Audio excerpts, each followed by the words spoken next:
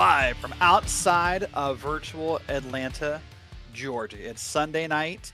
It's the middle of summer, and that means it's time for the Blazing Pedals ARCA League to visit the legacy version of Atlanta Motor Speedway. Welcome, everyone, to Sunday night's coverage of the Blazing Pedals ARCA League. My name is Derrick Watson, sitting next to Daniel Bouchard with Dustin, Ollis pressing all the buttons behind the booth and making us all look and sound good. Justin Prince has the night off. Well, here we are at this infamous track, an old legacy lap. Well, the Cup Series in real life and other official series may have run the newer, repaved, faster draft version. This is going to be the older legacy style. Still a lot of speed, but a much different style of racing. Let's take a look at the schedule first, Daniel. Look at this. We're off next week for Independence Day. Then we get into the heart of this league. Look at that. I mean, what you say, kind of five quintessential, well, maybe four quintessential NASCAR ovals coming up here. Yep, you got the good old, you got Chicagoland, which, if rumors are correct, will probably be returning to the schedule real life next year. Kansas, which bog standard mile and a half. Charlotte, it's Charlotte. Then New Atlanta, which will probably throw up a few curveballs in everything. And of course, then we have the tempers are flaring. It's Martinsville, so bottom line wins, and there's going to be probably a lot of hurt feelings after that one, if I'm just to say my guess, because to get around there, you need to use the bump and run. Bump and run may happen. That takes almost, by the way, at least to the beginning of August, and the playoffs begin in Blazing Pedals in September. So if you're trying to make up some points, that opportunity is closing week by week. Let's take a look at the points here, Daniel. Right now, it's Dalton Kilroy. He took the points lead last week, 665. A sizable gap here, about 38 points over TBB, Taylor Butcher Benjamin. Justin Levine, absent last week without that provisional point protocol, went down to third place. So Levine went from being really in the lead to down by a lot. Yeah, but it's still a pretty good point swing, as only four cars were in the 600 point range. So really, it's still anyone's guess who's going to win the regular season. But the question is, who's going to make the cutoff? It's really going to be really interesting to see who makes it through to the playoffs. Well, the question might be who makes the races. I don't see Levine. I don't think present tonight yet. Maybe I've missed his name on the roster, but we'll wait and see who does what here. Now, here's the interesting point. It's the team point system. Two dudes, once again, last week walked away with the 1 point for the team points.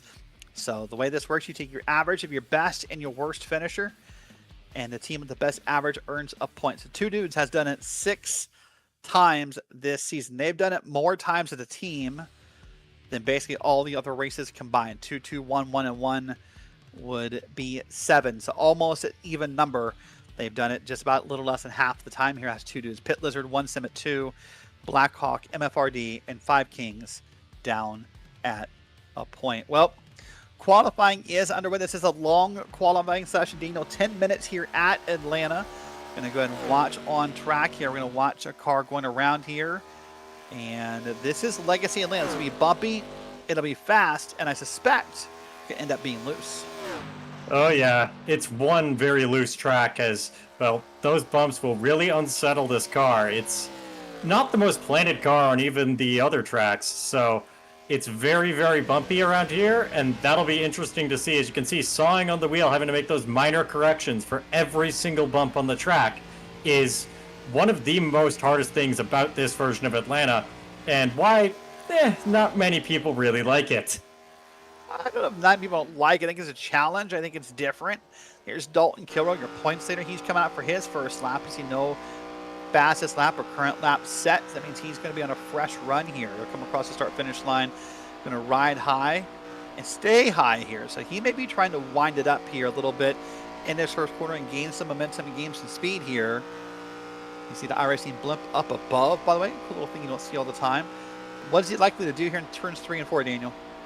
Well, he seems to be running the high line, as it is a multi-groove, as multi-groove as you can consider for a legacy track. So because of all those bumps, you can really run all the different lines in qualifying to get roughly a similar amount of lap time. During the race, the race will be interesting because I haven't really seen the ARCA car, the new ARCA car around, well, new, it's a season old now, ARCA car around this track. So it's hard to judge what'll happen during the race, and that'll be the very interesting part. Yeah, Dalton Kilroy 13th the first time by the way, a 30.734. Wants to make it a little faster this time. Up out of 4. Tracks out pretty wide. Almost cuts the corner. And that is going to be faster officially. A 36.24 puts him up to P6 on the board. That's really quick time, but Cody Gibson currently holds it 30.539. So I think the bottom line is probably better in qualifying, but because this track is a tire eater, it'll probably not be the fastest line during the race as well. It'll eat your tires in like 5 laps. Yeah, maybe the fastest lap for a lap or two, but not much of that. Have you seen a conversation here with the track workers? Maybe kind of talk about who they think is going to be fastest of the day. But you said right now, with about 4 minutes left on track, Cody Gibson is currently the pole sitter. Here's another car on track, and we'll see how this race goes. Boy, look at how bumpy even the entrance is for Hunter Lagoons. I mean, even that pit exit, sorry, the track entrance. You saw the car get a lot of beating and banging there. Yeah, there's a lot of beating and banging around this track. There's going to be a lot of bumps. You're going to be fighting the car the whole time, so there's going to be a bit of contact. Hopefully not that many wrecks, but you never can really know around a track that throws up such a wild card like this one, it's pretty unique. There isn't really anything else like it on the surface. No, I would agree with that. And let's watch Lagoon come around here. Remember, as you said, a 35.39 is the pole time. About still 3+ minutes left on the grid for someone to come out. And a lot of league members here like to go out very late, Dino. This is not a league where everyone kind of jumps the gun on qualifying. A 37.19 the first time by. That's going to put him down right around P17 on the board. But as you've seen from a couple of drivers, the second lap could improve. Yeah, the second lap is usually the one that's you're likely going to be faster on because you've already gotten up to speed in the track and you've done your first flying lap. At least that's what I've found in my case, although it depends on the type of track. If I'm at a road course, my second lap is actually shockingly slower, but that might just be a minor skill issue on my part. Well, that lap was not faster. That lap, in fact, was about 0.2 slower, so he'll settle back in P17. Here's Trevor Harmon on the track in that black and magenta scheme. And he is done. Well, let's do this real quick here. We got a couple minutes left in qualifying. Let's actually just go ahead and grab a word with our provisional pole sitter as we keep watching the words, or not the words, sorry, keep watching the action on the track. Let's go ahead and try and grab Cody Gibson real quick here. And we're going to welcome Cody Gibson into the Green Flag TV broadcast booth. Cody, a time of 30.539. That's a blazing fast time. That's best on the board so far. Yeah, I was holding on for dear life. Just trying to shoot the gap, but I got it. You got it, indeed. So track temp right now, 127 degrees Fahrenheit. That's fairly hot. Of course, we're at Atlanta, end of June, almost 1st of July. It's not really a surprise it's that hot out, right? No, they call it hot Atlanta for a reason, right? They certainly do. Well, a 35.39 in qualifying. What's your expectation of this race once we go green? I think it's going to be a battle of saving the right rear and gas mileage for these stages, but we'll find out. You might have to double stint a set of tires, and that's not going to be good. That would not be good. Well, listen, Cody, well, we're not done yet, so I don't want to get too far ahead on the congratulations. With about a minute left, we'll put you back down with your 5 Kings Motorsports teammates, and we'll see you on the grid in a little bit. Thanks, guys. All right, that is Cody Gibson. Going to put him back down with his teammates. Well, Daniel, he says that he thinks that tires will be the topic tonight. Do you agree with that? Yeah, this track before the repave recently, was always known as a tire shredder due to the old surface. It's like that on the Sim 2 from what I've heard. I haven't gotten the chance to race Legacy Atlanta yet, but even from my limited experience of the old NASCAR Racing 2003, it was a tire shredder there too. So it's probably a lot worse now, considering that's based on the 2003 version of the track, not the, I think it's 08 version here. So yeah, 08 version. Yeah, that's exactly right. All right. Well, I believe even though everyone is done, or because everyone's done, pardon me, we're going to take a look at tonight's Blazing Pedals starting grid. We're going to start up front with Cody Gibson in that number 7 Cheetos machine. Him and Chester Cheeto will start up front on the pole with a time of 30.539. Brian Dees in the 17 starts back in P2. Moving back into P3, Ty Maraska in that number 1 car is next to Dustin Ping in the 81. Moving back into row 3, it's Taylor Butcher Benjamin, TBB. He starts next to Dalton Kilrow back in P6, part of Team MFRD. P7's Chris Carroll, that number 97 car. He's next to Nicholas Moody, who we saw qualifying earlier, in number 60. P9 is Rick Thompson, part of Speed Mafia, next to John Perkins in the 33, Daniel. Yep, coming up next, we have Matthew Kleinschmidt in the number 59 and Austin Derbyshire in the 64 Grid Vision car. Brian Zimmerman for Five Kings starts in 13th and 28, while Larry Bell, his teammate, starts in 14th of the 43. Brad Lawson in the 85 and Mark Arthur in the 12 line up on the next row in 15th and 16th respectively, while Hunter Lagoons and Jason Powell roll up on P17 and P18. Rounding out the top 20, Tanner Marr and Joey Neese in the 4 and the 58. We're going to go back into P21. That's going to be Fred Thompson in the 46 car, that black and orange primary colors with the white accents. He's next to Trevor Harmon back in P22 in that black and magenta paint, part of Team 5 Motorsports. And that is it of the qualifiers. Then we can take a look at the people who did not qualify. We'll see if they're going to start the race. That would be Thomas Freitas back in 23rd, Jess Headley in 24th, William Bruton in 25th, and Mike Massagill in P26. That's a look top to bottom in tonight's starting grid, where the cars are getting lined up on the track. And really, what seems out to be, Daniel, with a lot of official racing happening on iRacing service at quote-unquote new Atlanta this week. Boy, I kind of forgot just how basic the artwork of this track looked, right? Just kind of a plain, gray pavement, very little artwork, no colored lines, white walls. It's great, beautiful track, don't be wrong, but I kind of forgot just how undecorated the place is. Yeah, track's gained a lot of color in recent years. Back then, the only real track that had color was Charlotte with those yellow walls, which is a shame that's been removed from the sim, unfortunately, because I love those yellow walls. Yeah, they were iconic when I first started as well. One only tracks that really had any kind of coloring, and it kind of happened over time. Other tracks picked it up, but yeah, just a very kind of basic. Like, see the old Bass Pro Shops logo there in the front straight. You'll see some other logos maybe throughout the track here as we're getting ready to now pace at Atlanta. We talked with Cody Gibson, pardon me. He talked about tires being a key to this race. Daniel, what is the other part of this race you think is going to be important for someone to come home victorious by 196 laps from now?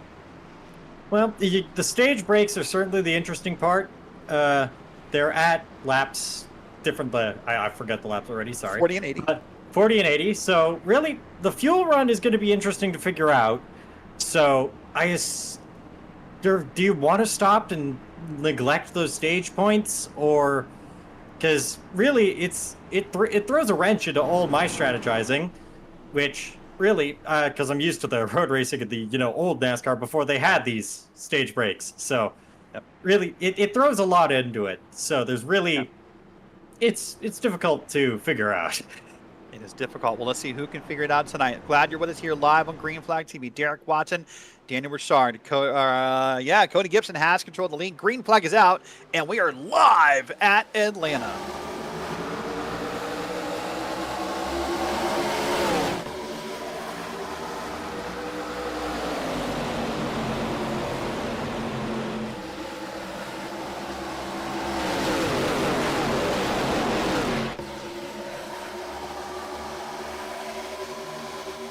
Didn't take long for the leader to go ahead and lead this pack around. Cody Gibson's up in front of Brian Dees, and 1, 2, 3 cars single file. Your first battle's back there for 4th and 5th. That's Ping and Marasco, and they're still working it out a little bit throughout the field here.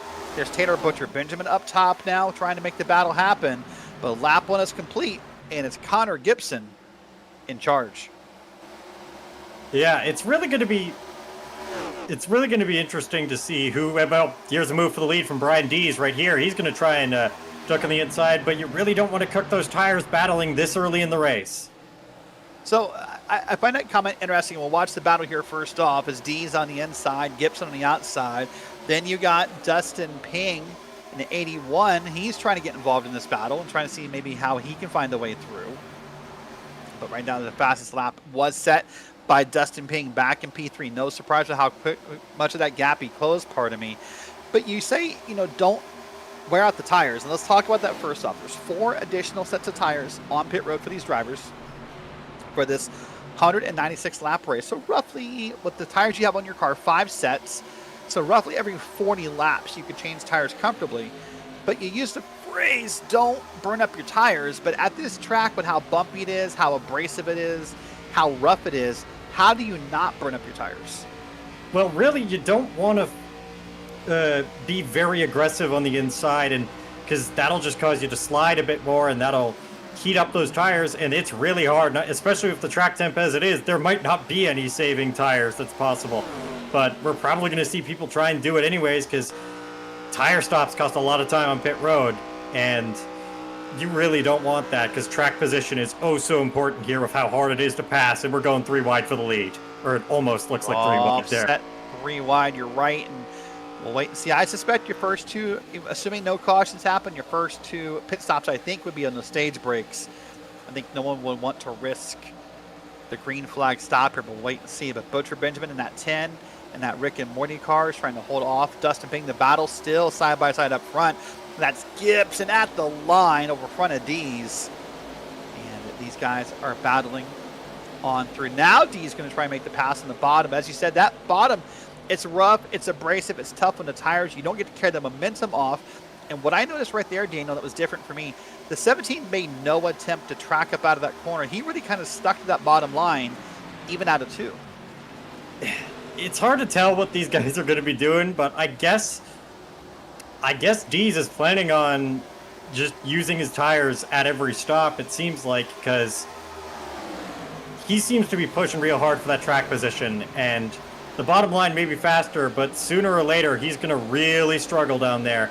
As we can see, Dustin Ping, it's already starting to happen to him, and we're only 7 laps in. But again, look at that for out of 2 from D's in the 17. I'm just more surprised. And there's a bunch more track. And that, when I say tracking out, and of course, I know you know that art of coming up out of that corner lets that car build momentum and build speed. You may not be able to get all the way to the wall, but, yanking your wheel to the left out of that corner just kind of scrubs some speed off it. So I'm surprised. I'm not surprised by being committed to the bottom and the middle of the corner, Daniel. I'm surprised how committed he almost is to it out of the corner. Yeah, really, I think it might just be personal preference because of the multi-groove factor of this track with how difficult it is with the pavement here. Like, you can make passes on the bottom or the outside, as we see Taylor Butcher Benjamin doing here, that it's really personal preference on what groove you want to run, unless you're saving tires, which really, for 127 degrees Fahrenheit, I don't think they'll be saving tires here. It'll be really hard to do that. Yeah, Bama to the lead. You see it right here live on your screen. Taylor Butcher Benjamin, TBB, has won at least a race here earlier this season. Wants to do it again. Temporarily took the lead, but Gibson way back to the front and wants to reclaim that lead. Going to come up out of turn 4. A little bit of gap between the cars. Ping's also to the bottom of TBB. You see from that angle right there, Gibson leads. But this 4-car pack right here, Brian D's now back in P4. They keep swapping positions. They keep swapping lanes. What I'm stunned about, you would think with this style of racing that's happening, Daniel, that back there from P5 on back, Moody, Kilroe, Marasco, Derbyshire, you would think this side-by-side battle would benefit them. You would think they'd be closing this gap. I'm just kind of curious why not, honestly. Yeah, I'm kind of curious too. Like, track position is so important here. You'd think they'd be up in the front trying to battle on it, but it seems like they might be pacing themselves. It is a long race, so yeah, that definitely is a long race. You see, actually, it's starting to close up a little bit because anytime you have a side-by-side battle, you're going to sort of welcome in the rest of the field into your battle because no one side-by-side runs as fast as they could alone. You don't run your line, you don't run your own preferences, you don't run your whatever, your lifting points, your braking points, whatever you have. And it sort of welcomes other people in by slowing you up here. But here on the bottom, now Dustin Ping's going to try and make a run at this. Now Ping is way to the bottom, digs it in there. Can he track out? He does. He spooks Gibson a little bit. Gibson got a little wiggly there. But now that pack is back in there. Now look at that on back. That's Nicholas Moody, Kilroe, Marasco, Derbyshire, Kleinschmidt, and more have kind of welcomed themselves to the party here. Yeah, this is the it seems like the people in the back of the back weren't fighting as much, so they probably have a tiny bit more tire than the guys at the front. But Gibson is staying on that high line, is just able to power out of the corners, and that's how he's been able to keep all this lead. And yeah, people are starting to and around me. Oh, he saved it. He's in the, yeah, we're good. That is going to be, I believe, Nicholas Moody, who's falling back to the field pretty quickly. That car looks hurt. He gets it down off the track. We're going to say green flag racing. This will likely be, I would suspect, one, if not multiple laps down. Nicholas Moody will find himself, because he has required repairs, what we call that inevitable meatball flag, or that flag with the orange dot in the middle that says you have to go fix your car. He has one, so likely long repairs on pit road. Yeah, it looks like it looks like he just got high, and well, those walls really suck you in here, and that happens, and boom, there goes the suspension. Yeah, and I have a theory about walls in sim racing. I often say we have two types of walls. You have huggers and you have bouncers, right? Some tracks you hit a wall and you sort of bounce off like a pinball, right? Think about maybe like I guess a Bristol is a good example for that, right? Maybe a Richmond, you sort of bounce off the wall. Then you come here to old Atlanta, go to Texas, go to Phoenix at times. Those walls just sort of want to grab you and cuddle you and suck you in, and they destroy your car. Yeah, that's a thing dating back all the way to NR. Like, walls there where they always tried to suck you in no matter what, and it's a very interesting to see how he just sort of, and then of course getting off the wall and going back into it, and with how fragile these cars are, just absolutely, and well, the depth perception in the corner can also lead to you sliding up into the wall. Because that was really close. Yeah, speaking of sliding up, that's what Ping did to Gibson, and I thought for sure we're about to see our first bit of contact, but Ping backed out of it, fell back a little bit, now under his own power again, trying to make the charge back through. But again, and someone has just spun into pit lane. Oh, hold on, that's Austin Derbyshire. You're right, look at that car. That sideways. He'll initially get a black flag for unsafe pit entry. We'll see what comes out by. Nicholas Moody has retired that car. Just a real quick reference point, but let's watch this here.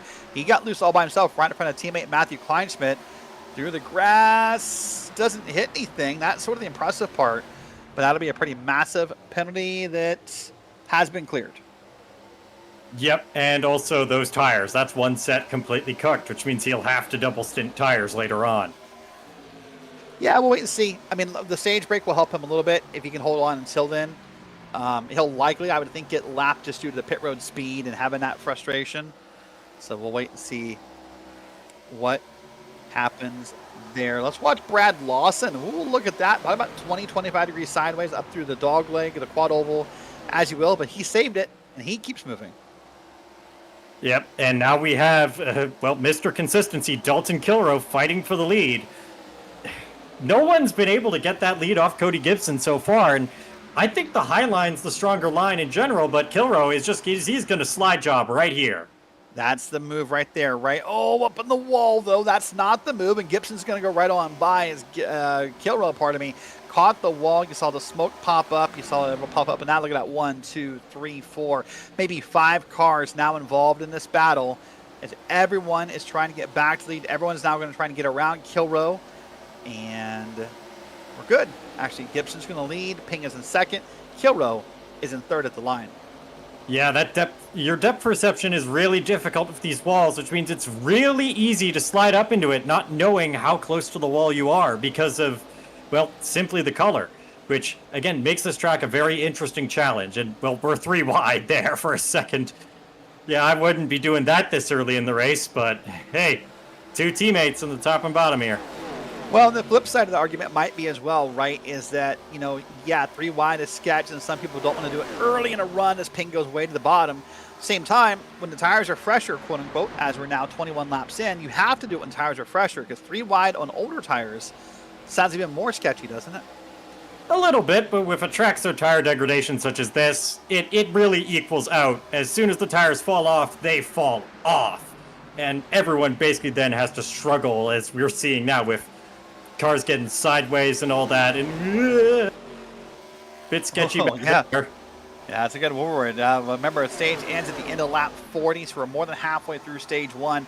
Let's talk about that fall off, though, Daniel. Let's talk about this. Our fastest lap of the night, Dustin Ping, a 36.78, a little more than 30 and a half seconds. Last time by, ran a 32.4. That is almost 2/10. Sorry, let's try it again. That's almost 2 seconds difference compared to where we started, where his fastest versus his current. Now you'll see Ping versus Gibson at the line. You see they've been trading it back and forth, but 2 seconds to fall off in about 22 laps. Yeah, this track was known for that prior to the repave. It shreds tires, and with it being so hot, it shreds them even faster than normal, which means these tires are basically jelly at this point. I don't think the tire is tiring that much anymore. Yeah, the tire wants to retire is what it's really hoping for when they get down to pit road and make that happen. But Gibson doing an amazing job. I've seen a couple of challenges tonight. Maybe from one from Kilrow, I saw one from Ping, saw one from Brian Dees, but so far has led nearly every lap tonight has Gibson. And there's a little bit of a traffic jam right behind him. This is not, this is sort of what I think looks familiar to Atlanta, right? Whether you're old Atlanta and new Atlanta, this sort of traffic jam still exists. Yeah, but it's a lot more like a super speedway now instead of these constant jockeying for position, trying to avoid all those different bumps and everyone basically getting loose. It's a very different type of pack racing to modern Atlanta, and that's what makes this track so unique on the surface, is those bumps and is this style of pack racing with that insane tire fall off. And we're coming up on lap traffic already. Yep, not very long from now. The leaders will deal with their first bit of lap traffic. Their first car to be getting put a lap down. I would think that would be probably Derbyshire. Seeing I had that issue coming down pit road on speed. He is still on the lead lap. Oh, and a change of lead. You're right. Dalton Kilrow got right around Cody Gibson. I was looking at timing and scoring to see who the lap car was, and I missed that moment. But at least for the moment, it's going to be Kilrow up front, but he is still having some challenges here. Oh my God, the 3 wide back there. Yeah, these tires are basically completely cooked at this point. It is going to be real hard to keep these cars going straight for these next 16 laps or so, and everyone is just wants to make it to that first stage break, because doing a green flag pit stop here really doesn't work. It hurts a lot with the time you have to spend in the pit road. So talk about it from a driver standpoint right now, right? You're more than halfway through the first stage. You're about, 10, maybe 13 laps to go. Watch this moment here on replay first. Ooh, up top and all over the place they were. Those tires, you said, wearing off. But talk to it from a driver standpoint. Now you're 28 laps almost into a run. How do you keep yourself calm knowing there's still a good number of laps before you can pit for the first time? You just gotta keep your marks and run your own race at this point. It'll be real hard to stay calm with how these cars are tracking out and how difficult this track is. As you can see, Dustin Ping, he has no tires left. That'll be a real hard car to handle, and well, he'll probably drop back from the group. As you can see here, it's getting very dicey here. Yeah, you see a pass move attempt to the bottom. That's right below Matthew Kleinschmidt. It'll be Chris Carroll in the 97. Might thought about making the move, not able to complete it here. So right now, this is the battle right here for P4, P5 on back. Kleinschmidt, Carroll, Rick Thompson's up here. Dustin Ping is up here. Oh, there's Trevor Harmon off the track. Wiggles the car pretty hard. Let's see why. Watch this replay, Daniel. Yeah, it just gets loose, and well, but it's a half spin. At least you didn't fully spin it or hit the wall, but you just get loose. There's real no saving this car. And did a great job, though, all things considered. I mean, got it down on the pavement, let up a little bit, didn't lay on the gas pedal, and was able to save that race car. Austin Derbyshire, black flag. I believe it's now going to be his second time spinning that car around and touching pit road. So for the second time in only 28, maybe 30 laps, Derbyshire has a black flag. Watch this. Yep, exactly the same as last time. You got to be real careful with your throttle inputs when these tires are, and it's a very, very difficult skill to learn, especially since this track isn't run that often anymore. I'm going to put a thought out there, and I may be way off base, and I would love to hear your input on it. when I see a driver who the car snaps that hard from the top lane, it almost snaps with no real warning. I often sometimes wonder about their force feedback settings, right? That's force feedback is an option within iRacing where you can get some feedback, some pushback, some strength in the wheel to kind of help you simulate real life, so to speak. But that if that force feedback is set too high, at a certain point the force feedback is driving the car when the wheel kind of snaps around. I wonder for Derbyshire if maybe that's what's happening here. It could be that, but it probably, this track just bites a lot, and this car is really twitchy in general. So it could be many things that are causing people to spin out. And like in my case, I currently race on a controller, so I mainly use audio cues to tell if I'm getting loose or not. And really, it's difficult to figure out why someone is spinning. It could just be a skill issue. You never know. This track is really hard, so it's really hard to learn and get right. And even the top guys are having trouble with how loose these cars are right now. And also remember, as time goes on, you see a pass attempt from Chris Carroll up top. Now that 97 is got a push from the back. And that's Ty Marasco and the one. They're going to try and work the top lane here. But remember, as time goes on, this track is going to be, this layout of this track, I should say, the Legacy Atlanta, the old Atlanta, 2008 Atlanta, whatever you want to call it, is going to continue to get used less and less and less, right? That's what happens to any legacy content. That's why it's legacy content.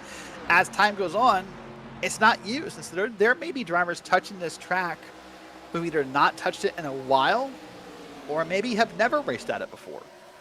Yeah, that's always a case with legacy content. It's very interesting because it's a sneak into it's like a preview into the past.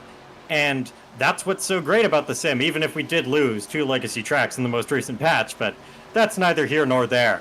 Legacy Atlanta races so different to any other track that I think this one's probably going to be one of the few that's kept around long term.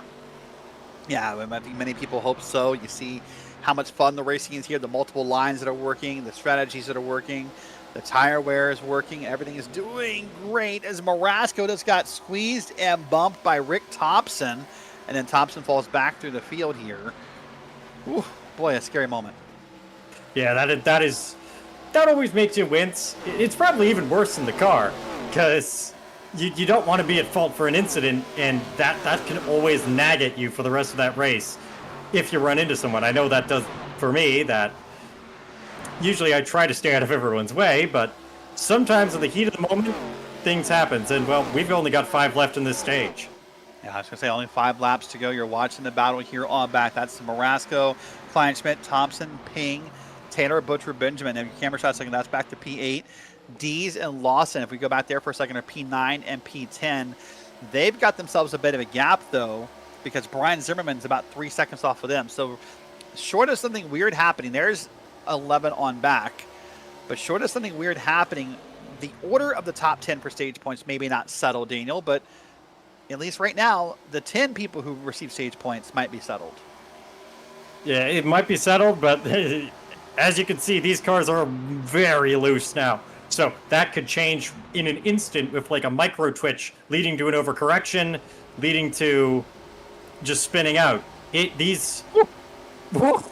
was almost Tokyo dirt tracking it through there. Yeah, that wheel is not supposed to turn that way in the middle of a corner. That's the turn right to go left theory that we always kind of hear the memes and the sarcasm about. But here on board, this is Matthew Kleinschmidt. This is back in P6. He's now trying to run down 2 cars, Rick Thompson and Ty Marasco. Remember, for him, it's how many spots could he gain before this stage break occurs. Yeah, and, well, I think the guys up in front are too far away, so he's really just, and into the grass he goes. That's what happens. He got tight. He got spinning. Saved it. Yeah, that's really impressive. But, again, that's what I was talking about. He just fell to 10th, and Perkins might be able to get by him because he's getting back up to speed here. Let's see what happened. No contact. This maybe got a little too hard on the wheel, turning left. Found an awkward bit of transition out of the corner, and that car went a-sliding. Yep, and then coming back, he probably didn't stabbed on the throttle, and these cars are so throttle sensitive that if you do that, you're going to spin the tires, and he almost went around again. Almost again. So right now, luckily for Thompson, holds on to P10. And you see the battle on back. White flag this time by for stage 1. So at the end of this lap, we'll set the caution out. We'll set the top 10 in points. They'll get to put new tires on, and they've got to be happy to hear that. Yeah, but then it's another 40 laps until you can come back in again. So we're going to be doing all over again as we have a car coming in. That is, Gibson has come into the pits before. Is he allowed to do that, or no? I believe pit lane was already closed, so we'll need to see what may happen there and get an official ruling from race control under caution, because pit lane was closed previously. The caution is out.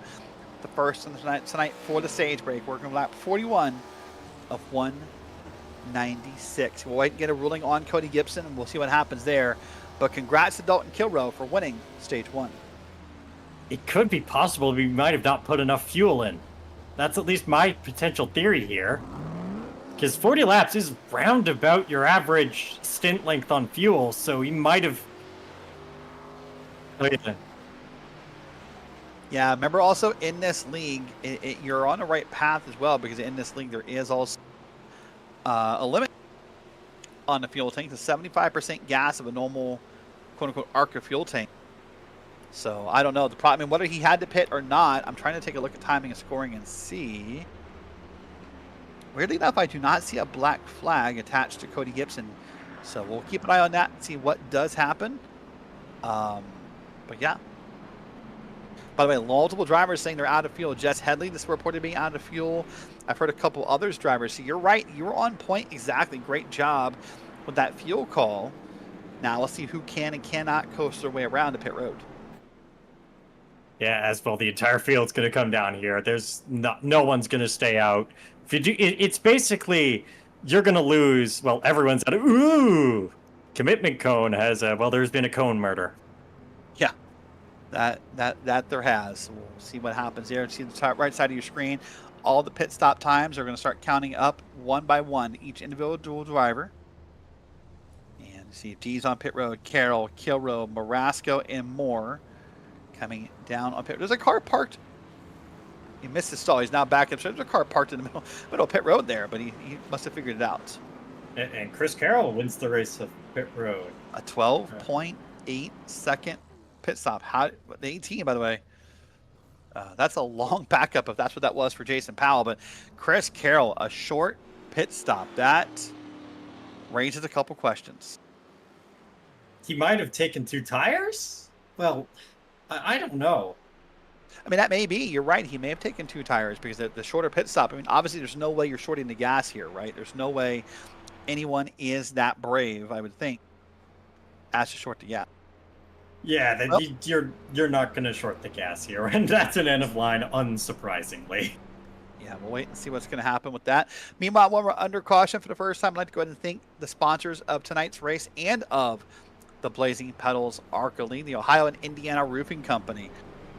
The Ohio Indiana Roofing Company is a premier roofing contractor who are a sister company to the Bruns Construction Enterprise. They specialize in commercial and industrial roofing, and they are committed to accommodating the unique needs of each client and offering creative solutions to meet those needs.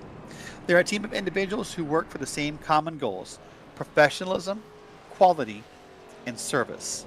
Some of the services they includes preventative maintenance, re-roofing, new construction, infrared scanners, green roof solutions, metal, retrofitting, emergency repair services, and more. Please visit www.oiroofing.com. That's www.oiroofing.com for more information. Once again, thank you to the Ohio and Indiana Roofing Company for sponsoring not just tonight's race, but the entire Blazing Pedals ARCA League. Well, Daniel, as we're now 1 to go, lined up 2 by 2 behind the pace car, a couple stories here. Chris Carroll, the short pit stop. We had to suspect that's 2 tires. Dalton Kilroe, who led towards the end of the stage, up in P2.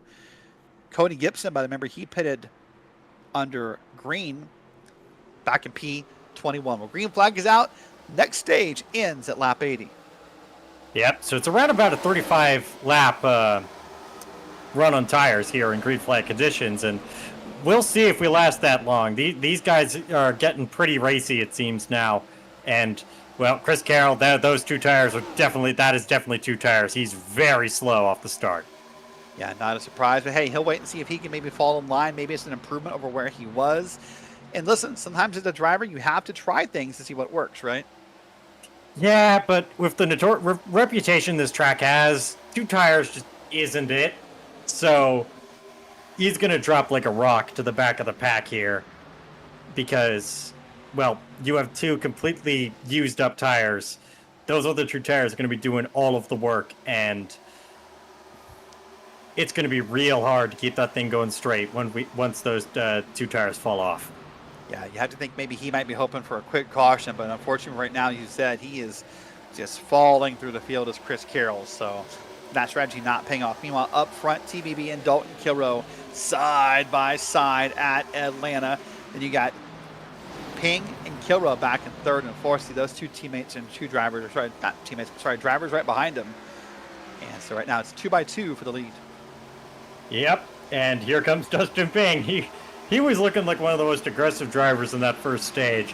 So if he continues to be aggressive here, that'll be interesting to see.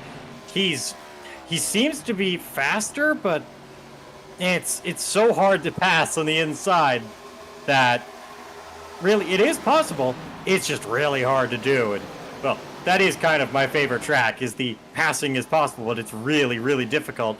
And Ping is just scraping the wall there. Yeah, just scraping the wall indeed. Well, here we are now into our second stage. Once again, thanks for hanging out with us here live on a Sunday night.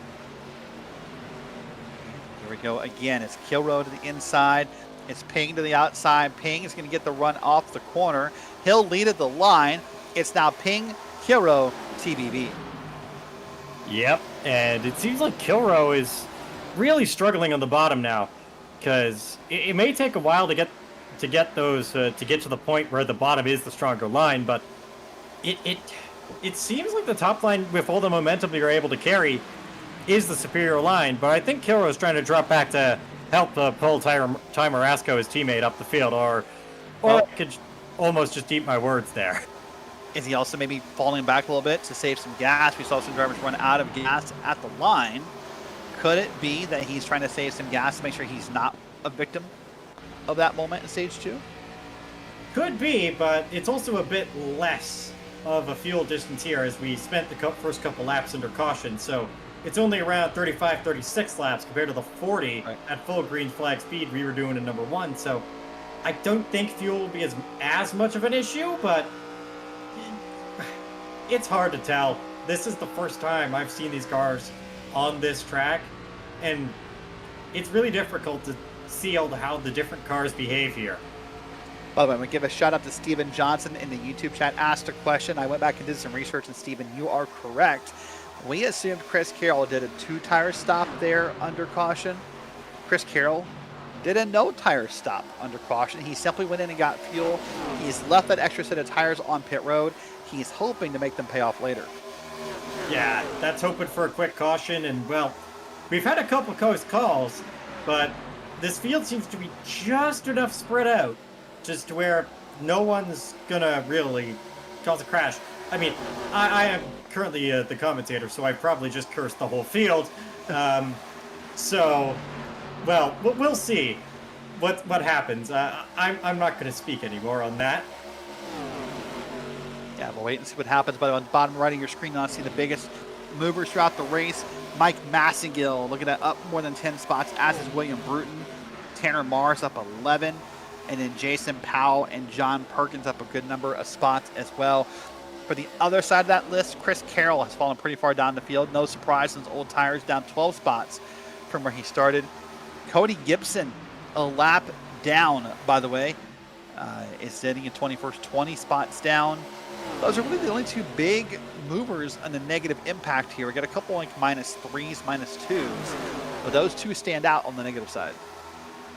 Yeah, I think he Gibson might have been given a drive-through or something, because he's up there on pace. So I'm assuming it's a drive-through, because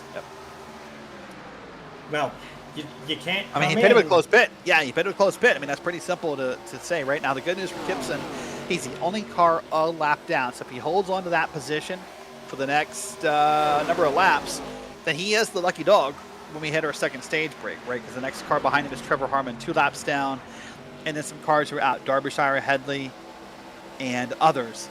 So we got 25 laps. If Cody Gibson can stay 1 lap down and the only car 1 lap down, then he's looking at a lucky dog, so he could be there at the start of stage 3 or 3 wide. My goodness, Butcher Benjamin. That's Kilrow in the middle. That's Brian Dees on the outside. Meanwhile, they're letting Dustin Ping slowly walk away. Yeah, and this is giving Dustin Ping time to breathe, because these cars are these cars are probably already, like, that car is a handful. It seems to be evil on him all night. He's getting way looser than everyone else. He might like that, or it could just be a miscalculation on the setup. Here comes Dalton Kilrow now to the bottom of the track. We saw him make a move earlier. He was able to slide up. Unfortunately, the first time he tried that slide job, he hit the wall and lost all momentum. This time by, he's a bit more patient, gets parked right back in behind Ping again, and has Dees right behind. And now, you and I speculated why Dalton Kilrow may have fallen back the first time. What was gas, whether it was tires, whether it was this information gathering, or what have you. And I noticed he doesn't seem exactly quite eager to get the lead back yet. Yeah, I don't think you want to be the car in front, because, well, you're with being the car leading the train, you're consuming more fuel than the guys behind you. And ultimately, that might be, with how close on fuel we are here, it could affect a lot. Because Cody Gibson led a good chunk of that first stage as Dalton Kilrow goes for the lead here, and Ping's going to try and cross him over.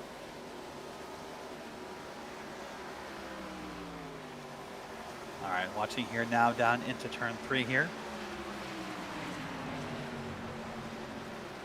This is just Hadley here. Oh, up in the wall pretty hard. That's the 50 car. That was what I think took Hadley out of the race. Remember, Hadley was one of the cars complaining about being out of fuel right as the stage ended. But that car now is done for the night. Hadley has went ahead and retired and called it an evening. Yeah, that looks...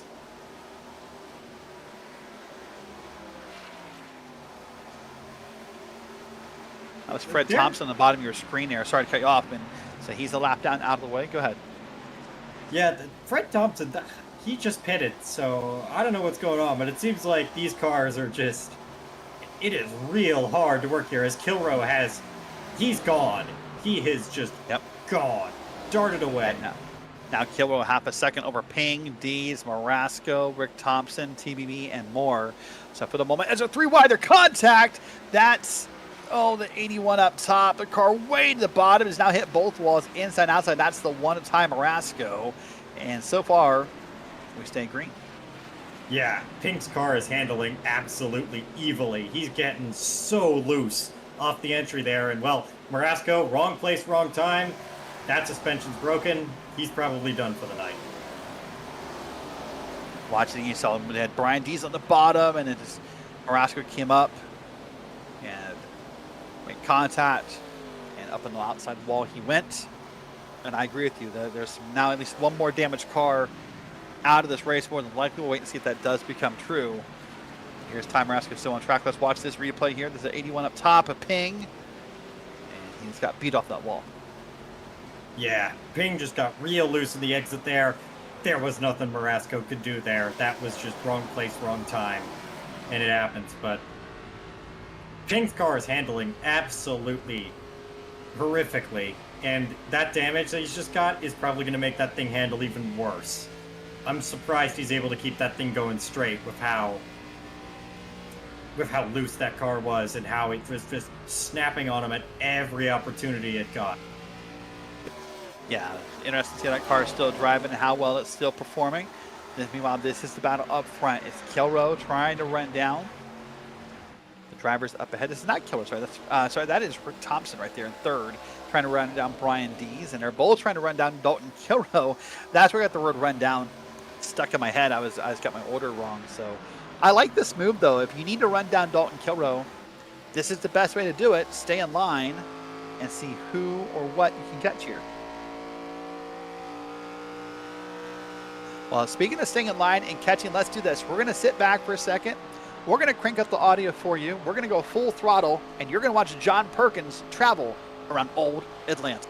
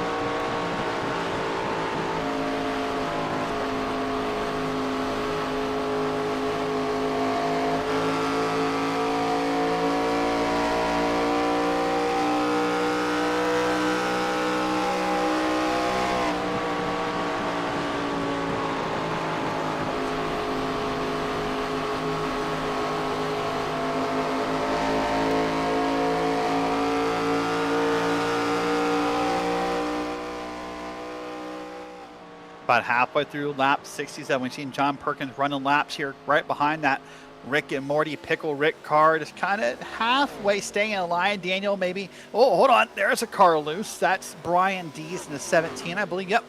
On the bottom, that car kind of snapped around as these tires are wearing off. But I was going to say, kind of mostly staying in line, maybe just trying to keep this race calm and realize that really after this stage, there's a whole, another race left almost. Yeah, these are long races, and these cars don't do these lengths in real life, but it's really interesting to see how they behave in these long races here on the sim, and that's a great thing the sim gets us, as I'm surprised that Ty Marasco is still out there with that car basically crippled. He might be trying. He's probably trying to get to halfway so he can score points. Well, not just that, but hey, listen, if you can limp this thing around to lap 80, and there he is. Nope, never mind. So if you get to lap 80, you could pit for free, quote unquote, or not for free, but under caution and lose nothing. But I believe that moment has finally caught up with the one car. He's now down pit road. We'll track that timer on the right side of your screen. Meanwhile, up on track, there's TBB, Taylor Butcher Benjamin, trying to hold off Perkins, trying to hold off Dees. This is a three-way battle for P3. Yeah, and all this is doing is giving Kilrow more of a lead, although it hasn't really extended out that much. I think Kilrow's managing the gap right now. He's clearly faster than everyone else on the long run, as he was able to do this at the end of stage one, and, well, with his closest competition in pace a lap down and, well, now 13th of damage, it'll be hard to catch him. But I think it is still possible, although Rick Thompson is starting to eat into that gap a little bit by lap, but it's really seesawing. It's really just staying equal. I mean, this track will change a little bit. Remember, it's currently 3:26 p.m. virtual sim time, so we'll wait and see how this track changes as the day goes on, or the night comes into maybe a little bit. With that 2 times acceleration on the time, it's going to get wild how much this track could change. And listen, if you have a great performing race car right now in heat, what does it do if it gets hotter? What does it do if it gets colder? What does it do if the sun goes away? Those will all be questions we may answer before the end of lap 196. Yeah, although we haven't had any cautions, so I think this race will stay with the sun out. Because even with that 2 times acceleration, we're almost to lap 80, and it's only been about 50 minutes. So with two times, that's about hour something. So really, I think the sun will stay out, and it's Atlanta. It's going to be hot even at night, so the track will probably keep that temperature, and it is a cooking right now. You could probably cook an egg on the track at 135 degrees Fahrenheit. Yeah, it definitely has gotten a little hotter since we went green, or at least since qualifying. I think we said it was 127 during qualifying, I believe is what we quoted it. So definitely is getting a little bit warmer, a little toasty. And that's that. Listen, I've been to Atlanta about this time of year twice. I went 2 years in a row right about this time of year, and it was hot. It was hot both times. Both times I went, man, why did I plan a vacation in Atlanta in the summer? Like, it was just hot. It was like a wall of mosquitoes. It was muggy. It was humid. I had a great time. Don't get me wrong. I had great friends. Oh, there's no one not having a great time. There's that car in the back, and he got it saved. Good job there. That is William Bruton back in '83. Atlanta's a beautiful city. Of course, the track itself not really in Atlanta. One of those tracks is named for somewhere that really kind of is not. You know, Chicagoland comes to mind as another example. Let's watch this real quick here. You see the car just kind of snapping around, kind of wiggling, fishtailing, if you will. Watch the wheel input. Let's see what happens here. That wheel is cranked to the right, and it just kind of went to the left. Yeah, that's all throttle input there. You've really got to be real cautious on these throttles when you lose the car, because those slides can keep going on for quite a while. With how difficult these cars are to keep going, as Rick Thompson almost loses it there. Ho ho ho! Yeah, these cars are getting difficult for sure. Even though it's a shorter stint, that extended heat has to kind of almost balance the field of one versus the other. Watch this again. Oh boy, right to left. And that car could have gone around very easily. Yeah, this is basically turned into almost a pseudo dirt track of how they're having to chuck the cars into the corner and then slide them out on exit. And it's just, there is a lot to deal with, and I know I probably couldn't do that. That's why I'm up here and not down there. Yeah, it definitely is a talent, isn't it, to get down those cars and have the patience. And you know, that's important to talk about too, the driver mentality of racing this kind of track, because it's tough. There's no break here. There's no time to really stop and think, because every moment of this track you're kind of fighting this car into a corner, out of a corner, even down the straightaways. You might be fighting this corner or fighting this car, pardon me. So lots going on. Look at that. We're currently ending lap 77. The stage ends at the end of lap 80. After that, once we go green, unless there's a caution coming, we go to the end of the race on 196. Glad you're here along with us for the end of stage 2. D's now trying to make a pass on the bottom. That is a pass on the bottom of John Perkins, and they're side by side coming out of 2. Yeah, it seems like they're trying to get as many points as they can. Because, well, Kilroy's going to sweep the stages here, and he's been not unstoppable when he seems to have this domination at these tracks.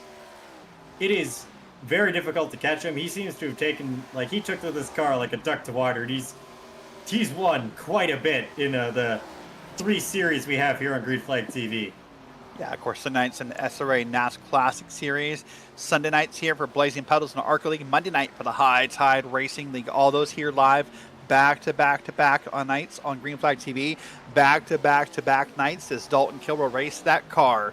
So you can tell he loves the car. It's just all kinds of seat time, different tracks, different everything. Kilroy, and you're doing a great job. We'll wait for the caution. Come out at the end of this lap. White flag for stage 2. Kilroy currently has a long, big lead of about 2.5 seconds. That's going to get wiped out after the caution. We'll see if he can claim it back. Yeah, I think he will be able to claim it back. He's been the best car. He's been able to handle this thing. Yeah, it's a lot of talent. So it's really, I'm really out of words because of how impressive this is. And well, he just won stage 2, and that's a stage sweep. There it is. Caution is out. Stage 2 has finished. We'll wait for the top 10 to come across here. Dalton Kilroy is the winner, as Daniel said. And it's going to be Rick Thompson, TBB, John Perkins, Brian Dees, Kleinsmith, Lawson, Powell, Marr, and Bell. Your top 10. Well, for the second time tonight, and again for the same reason as the first time, same verse, or second verse, same as the first, stage break pulls out the caution flag. So Tanner Marr, Dalton Kilroy, Rick Thompson, and everyone else will come down pit road. So Chris Kell, remember, did not take tires the first time. I suspect he'll do it this time. He is one of a few drivers now a lap down. Cody Gibson, Zimmerman, and Carroll are 1 lap down. Gibson should be in a spot right here. As you see him, he's going to be your lucky dog and get back on the lead lap. Yeah, he's really lucky that he was able to maintain that, because you never know. But I mean, Zimmerman, that's kind of surprising, but I don't know what happened to him. I guess he was just slow. And, well, Carroll, no tires. Yeah, that car was going nowhere quick. Well, listen, maybe there's a world where at the end of this race we'll be surprised when Chris Carroll has a set left that no one else has, and he'll find his way through the field. That's, a risk you take. It's a gamble you take. There's Cody Gibson, not staying out for good, just to get his lucky dog. He'll pit next time by the full sail service. Everyone, Kilbro, Dees, Kleinschmidt, Lawson, TBB, Perkins, and everyone else all down pit road. I suspect after what Carroll did, no one plays that card again, Daniel. It's got to be 4 tires and gas up and down the field. Yeah, it's got to be 4 tires and gas, because there is so much of a fall off in tires here that not taking tires is basically not attainable. You've got to take tires. You've got to fill up. You've got to do, which means we're going to be pitting a couple more times, and well, by the end of the race, these tires, those final set of tires will be completely screaming in pain. Yep, see a couple longer pit stops on the board. Jason Powell, 16.2 stood out to me. William Bruton, a 14.9. Brad Lawson, also a 14.9. Hunter Lagoons, a 15. Trevor Harmon, an 18.3. So a lot of those cars may be fixing a little bit of damage here or there they've gotten from a wall scrub or a hit. But let's take a look back. Ooh, there's Rick Thompson, and a 76 still on pit road. So we'll see if we can find out what may have happened there at some point. But let's go and take a look. As right now it's Dalton Kilroy. He came out first. It'd be him, TBB, Perkins, and Kleinschmidt, your top 4. Yeah, Dustin Payne's repairing the damage from that incident with Marasco. And Marasco's been on pit road for quite a while. I'm surprised, yes. Yeah, he's done. I think he's going to retire, just retired that car. So, yeah, it's tough, but that car was handling very loose. As Chris Carroll making a second stop? Yeah. No. Just top it off. Why not? Listen, got to take different strategies. Why not? Listen, that one little lap of fuel might mean when you get an option to pit. So why not top it off? Why not put yourself, back in it? You were back there already. Why not try something a little different? Yep, and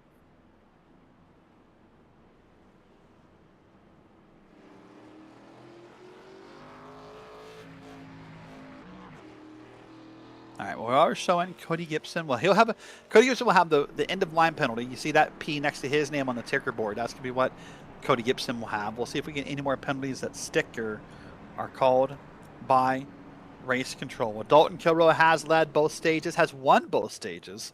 Would love to go ahead and sweep the night and also win the race. From here, from lap 84 to lap 196, about 116 laps to go. That's what we got left as the pace car pulls down. It's a Sunday night. It's Blazing Pedals. It's Old Atlanta. And we're green flag racing once again.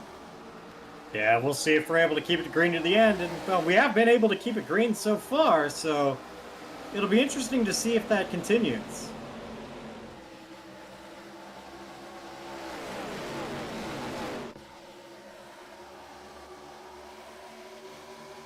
Well, Kilroy and TBB went ahead and got clear of the field pretty quickly. Back to P3. That's Kleinschmidt, part of one sim. Has went ahead and almost gotten clear of that car. Next to him as John Perkins. Any pit road penalties, by the way, that were out there have been cleared, so no concerns there. Ty Marasco, as you said, has called it a night, so Ty Marasco is done in the one car. But now look at this up front, side by side. Kilroy on the bottom. Butcher Benjamin up top. These guys are teammates, by the way, and Butcher Benjamin just took the lead. Yeah, TBB is trying to fight back here. I think it's gloves off at this point. No more saving fuel, no more of that stuff. We're done with the stages. It's basically run to the end, and there's going to be a lot of interesting calls that remain to go, because these cars can do 40 laps, but track position matters a lot here. So I think gloves off, though? Like, is it maybe not just Kilroy said, hey, buddy, you're a teammate, go lead a few laps, go get credit for that, and, I'll take it back later? It could be that, and but it could also just be Kilroy might be saving his stuff. I don't know what's going on.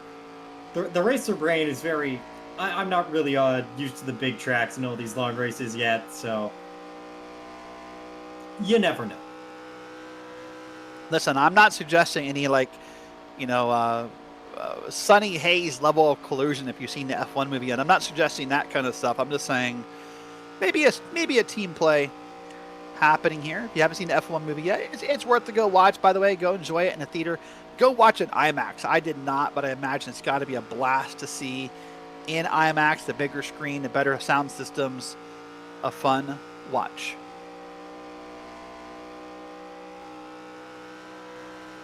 As we look back from Taylor Butcher Benjamin here, you can see that the gap seems to, it really is a very tale of, it's a very interesting track. It ebbs and flows, and one lap he could have a massive run. Here comes Kilroy. He's got a massive run, I think.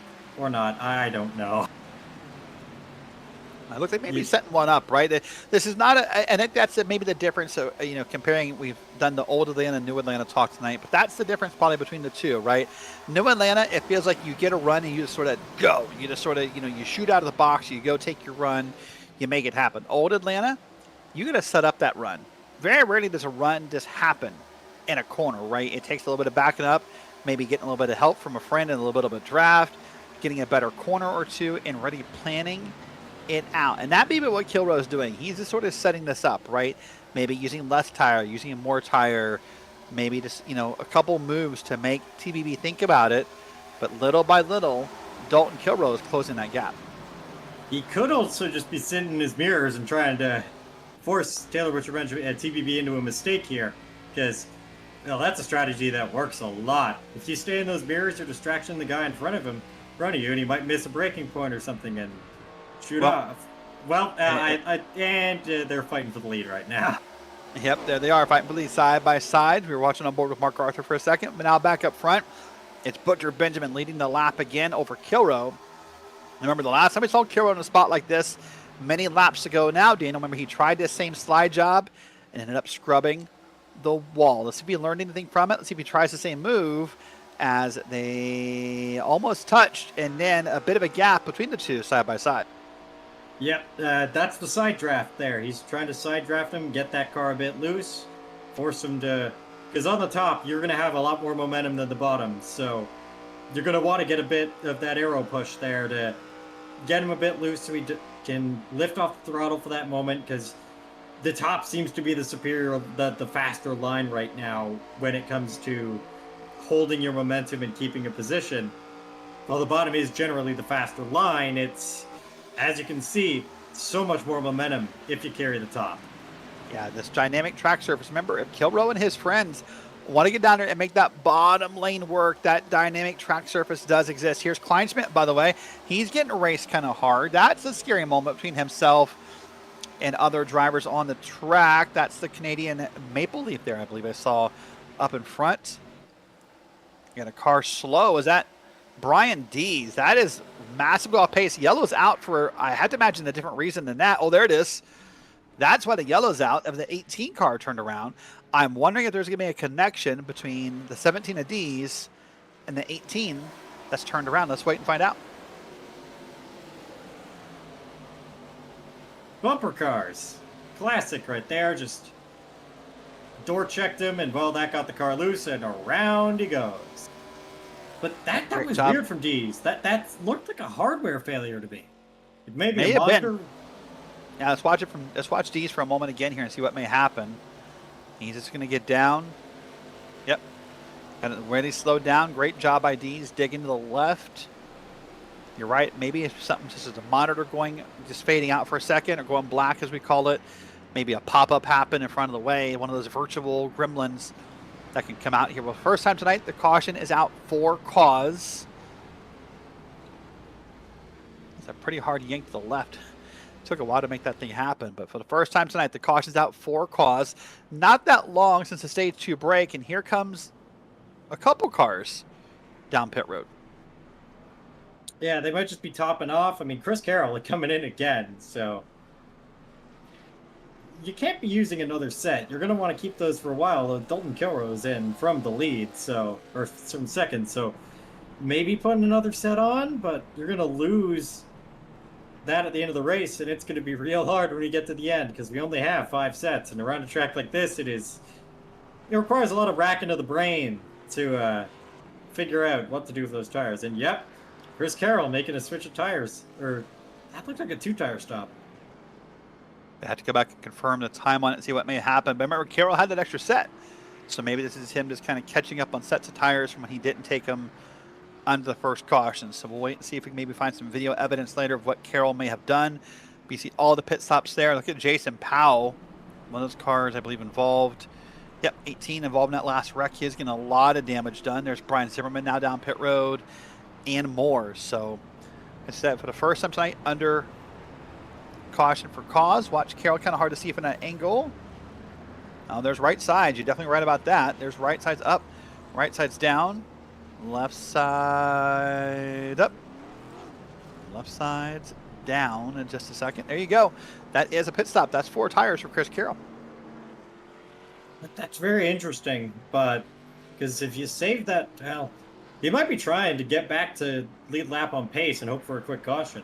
Although, I think he might be back on the lead lap, lucky dog there. Mm-hmm. I could be discombobulated. Who knows? End of line penalty for Jason Powell, no surprise, cause of the caution.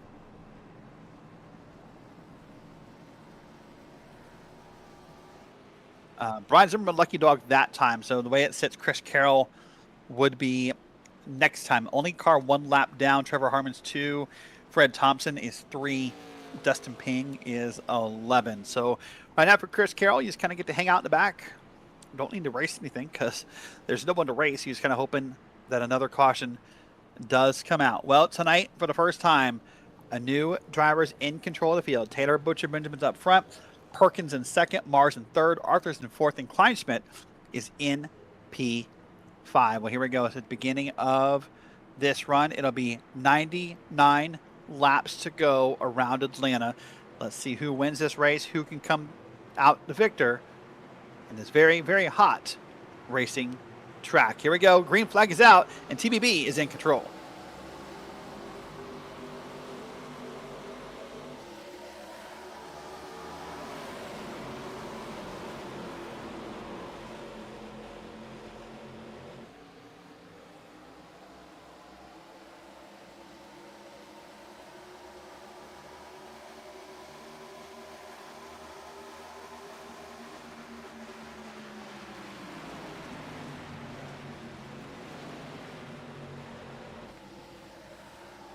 When we come back around and complete the first lap, Butcher Benjamin is still in the lead. Has Tanner Marr right behind him. Perkins, Arthur, and Kleinschmidt, your top 5.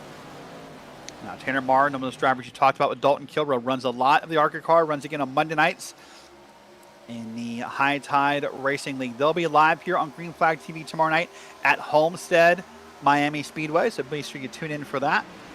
And there's broadcasts now 7 days a week on the channel, Daniel. It's an exciting, we got ARCA cars, we got Car Tomorrow, we got Next Gens, you got Indy cars, you got road course endurance racing. Almost any kind of racing you may want probably exists or will exist soon on Green Flag TV. I mean, pretty much the only thing that doesn't exist here is the Formula V, so... Well, you never know what the Beer League picks every season. They could pick the Formula V for some inexplicable reason. Last season they picked the Legends 34 Coupes, but what's being picked right now is the lead. That's being picked, well, maybe not picked off. I thought maybe Tanner Marr was going to get there. Oh, boy. Butcher Benjamin is raining down to the grass. And now look at that. 1, 2, 3, 4, 5, 6. That's a set of bowling pins. There's contact. Oh, no. Big contact. Big caution. Caution's out. Yeah, you could see that coming from a mile away with how they were racing. 3 wide, a couple rows deep. Yeah, I don't think that works here. One guy got hooked from behind and round everyone went. And I think the entire field behind, like, the front 4 got involved in that. There's Mark Arthur in the Barbie car. Watch right around there. It happens after this. Mark gets pushed down to the grass, and then it kind of gets really close from there. Let's see if we can get a different replay of it. But it's actually me and Mark Arthur making contact with a different car. It's actually be the cause of caution, but you're right. It does start there. Everyone kind of checks up. It's what you alluded to. Look up top. Is that Kleinschmidt? I think it is. makes contact, and then on around, Bell gets involved. Burton's involved. I mean, a lot of the field. Yeah. Dalton Kiro got really lucky there. He perfectly was able to slide down to the inside and just avoid the pandemonium behind him. That there's going to be a lot of junked race cars from that there. Oh, we got a different view. And that shows that Kleinschmidt maybe was innocent. Maybe Kleinschmidt got a horrible bump from behind. I think that one they said the 21 on the front of that car. I think it was just one of the bumps in the track, and that got him loose. And, well, there's nothing you can do from there in a pack that tight. Everyone comes down pit road. Yeah, that might have been. Oh, hold on. There was going to be some ARCA braking, I think. Right there. That looked inevitable from what we could see. And they're still running. That may have been Hunter Lagoon. I might have misquoted the 21 for the 27, by the way. And, wow.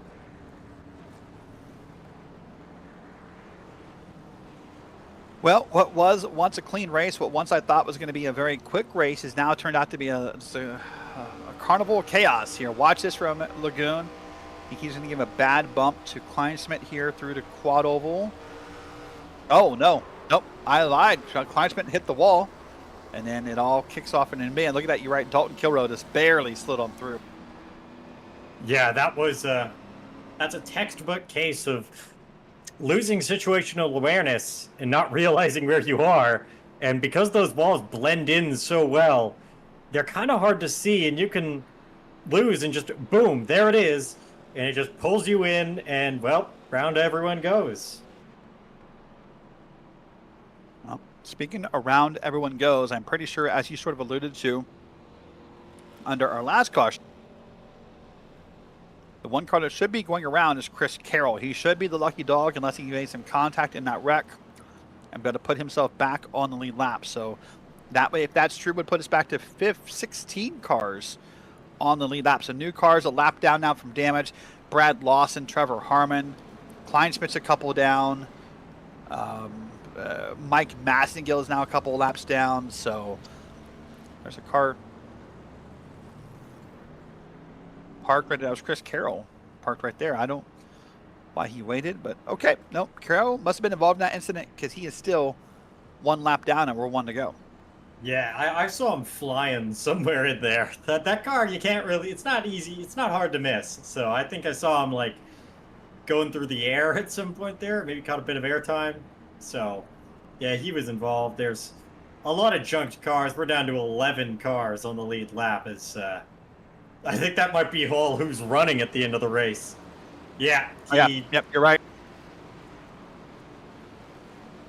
Yep, 100%. Involved in that wreck. You were exactly correct. Good job on that call. So he will not be the lucky dog this time by. Now the problem he has is himself, Carroll, Lawson, all one lap down. Now what used to be a free lucky dog where he could have rode in the back and waited for it to happen, now can become a bit of a dogfight here. So pace car's down. This time it's Tanner Marr in control, Perkins on the outside, and green flag is back out. Absolutely terrible start from William Burden there. He spun the tires off that, and that helped checked up everyone behind him. What it did is it let the top row really get clear pretty quickly. Perkins, Gibson, and Zimmerman. 1, 2, 3, all clear from the top. They're now all going to make a run at our leader in Tanner Marr. And look at that. Cody Gibson back up the front. Your pole sitter from today. He's going real well right now. By the way, Brad Lawson, Matthew Kleinschmidt both have called it a day after that wreck, so they're going to finish in their respective positions. Cannot gain any more this evening. But who's trying to gain right now is Zimmerman, Gibson, and others, because they're trying to run down our leader. And instead, they had a little bit of contact here that got really scary and could have led to yet another caution, but somehow they saved it.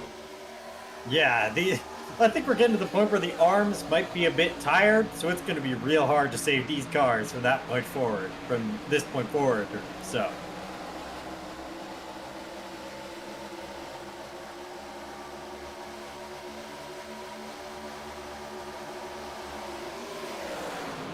Here's Marr again, leading us back into turn number 1. And then inside outside, it is Zimmerman and Gibson side by side. Remember, Gibson led some laps early in this race, had a little bit of trouble, fell back, was a lap down at one point, but now is up here in the top 3 battling for the podium spot again.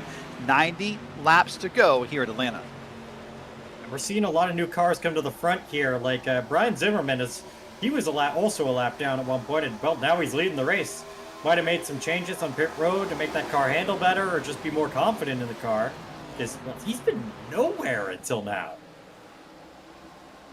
Well, sometimes when you have big wrecks and you take out the quote-unquote bigger names, new names will come in and surprise you, right? It's just for every car we take out, a new name may pop in and sort of, get you a little bit. But I'm surprised myself by this gap right here. Look at Zimmerman pulling away from Marr.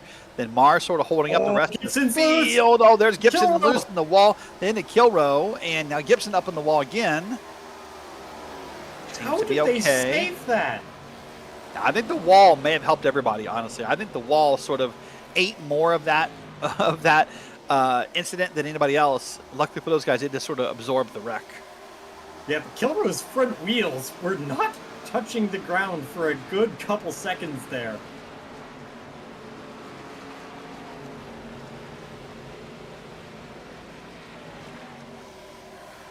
Yeah, probably lucky for him, it wasn't the new Atlanta with all that banking and across the track, probably a much different result. Yeah, if it was the new Atlanta, well, we'd probably have the rest of the field being completely decimated there. And we'd probably have like 2 cars left. Yep. Well, up front now is Brian Zimmerman. Zimmerman, Marr, Lagoon. 1, 2, 3. Dalton Kilro's back in P4. Zimmerman's doing a great job. Really just kind of run through this here. Has about a 1-second gap over Marr. And look at it. The times in the bottom of your screen, the last 3 times by, it's all been Zimmerman slightly faster. Yeah, and look at Chris Carroll. He might get his lap back on pace here. Because he's much faster than Zimmerman, at least to my eyes. Yeah, wouldn't that be something to kind of earn it back the old way, the old-fashioned way, quote-unquote, if you want to call it that? Because that would be something interesting to see. Carroll, of course, the first car a lap down. And it's sort of fitting in a way, right? When you're driving the ARCA cars, you have to earn your lap back the old way. So we'll see if he can make that happen here, or what may happen. Also notice he's clutching in a little bit, maybe trying to save some fuel at the same time. It's kind of that tells you that the leaders must be doing it as well, because if the leader wasn't doing it, then he would have pulled away. Yeah, well, he has pulled away, so maybe Zimmerman's just trying to lead a couple laps. I don't think that has bonus points anymore, but it gets your name on the score sheet, and the people take pride in like the minor stuff like that if you're not the out and right fastest guy there. Yeah. Well, Carroll, you're right. This is impressive. Let's look at lap times. And Carroll last time by a 31.405. Your leader a 31.530. So by every aspect, you're correct. Carroll is faster. Now the problem Carroll may have is, I guess, race etiquette, right? Because as a lap down car, the last thing you want to do is do anything wrong. You don't want to do anything that's perceived as a lapped car of in any way messing with this race. You don't want to hold up the leader.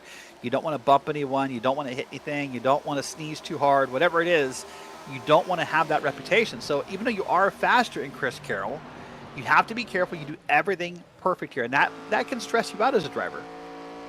Yeah, but from what I've seen of Chris Carroll, he isn't that kind of guy. So I think you might just be sitting back here in the draft a little bit, because Zimmerman's pulled 2 seconds on Marr here.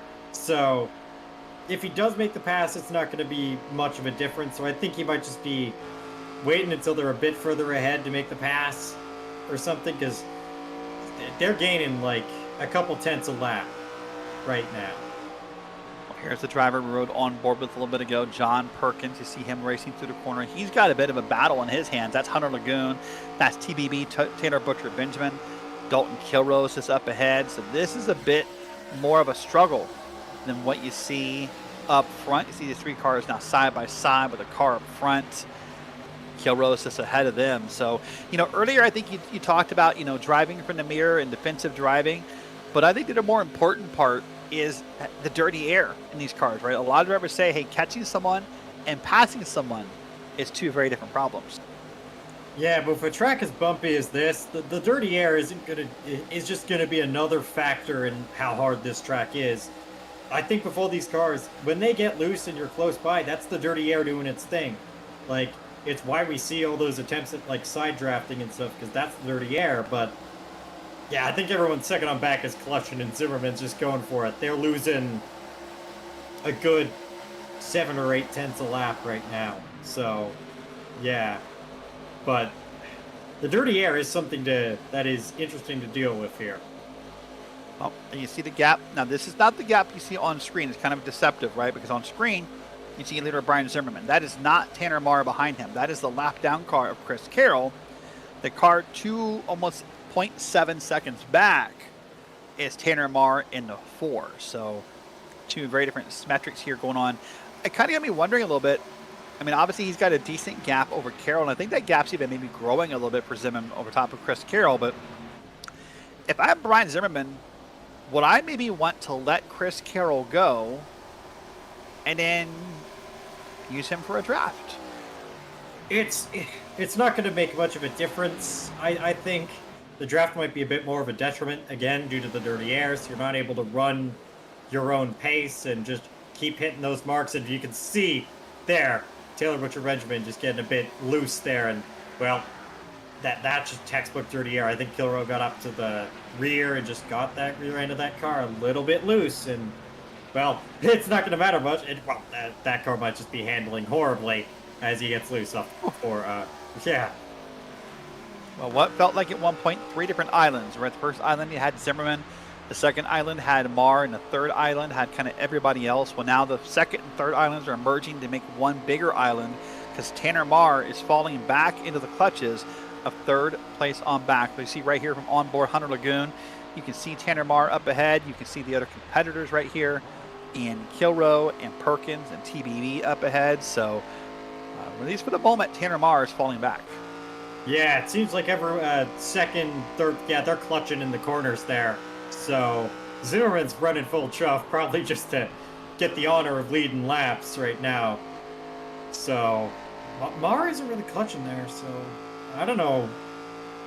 Zimmerman is probably just running full gas and is going to, like, if I have to make another stop, I make another stop. I led like 20 laps, so.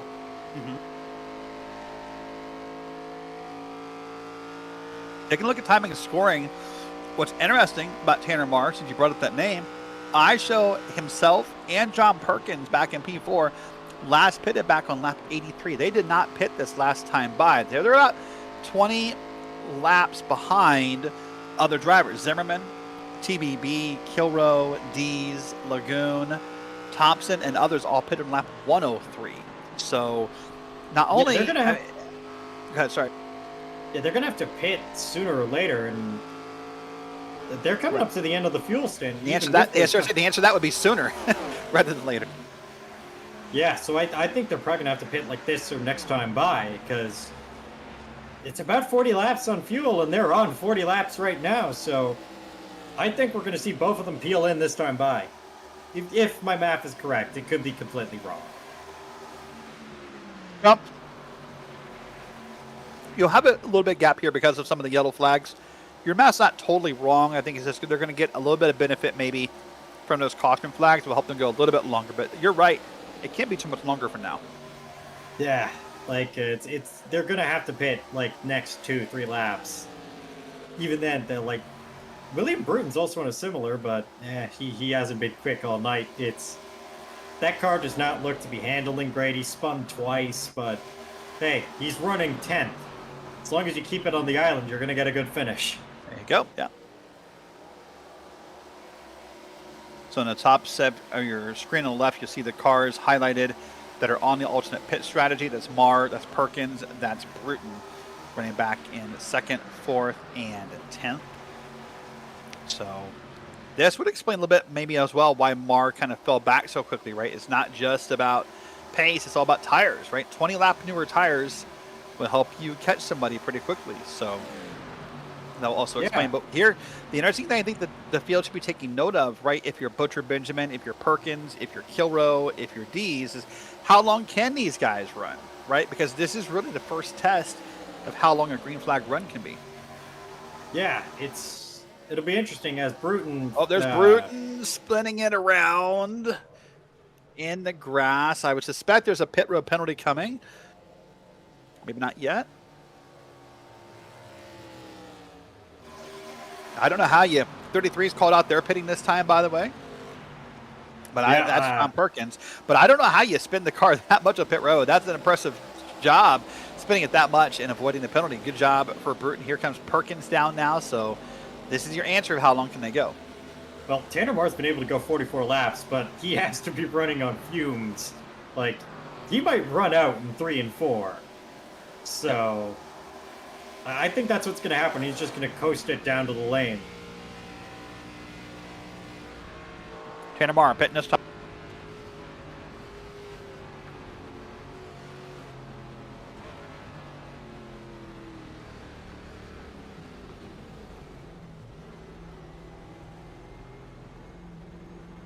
Now, what's interesting from here, no matter when you pitted, whether you pitted on 83 or 103, as Kilton comes up the track, as Kilroy comes up the track, everybody has to pit again, right? No one is safe from just doing it in one more pit stop. The cars who we think pitted on 103, they're all going to pit with about 45 laps to go, I think, or maybe a little more, maybe 48 laps to go.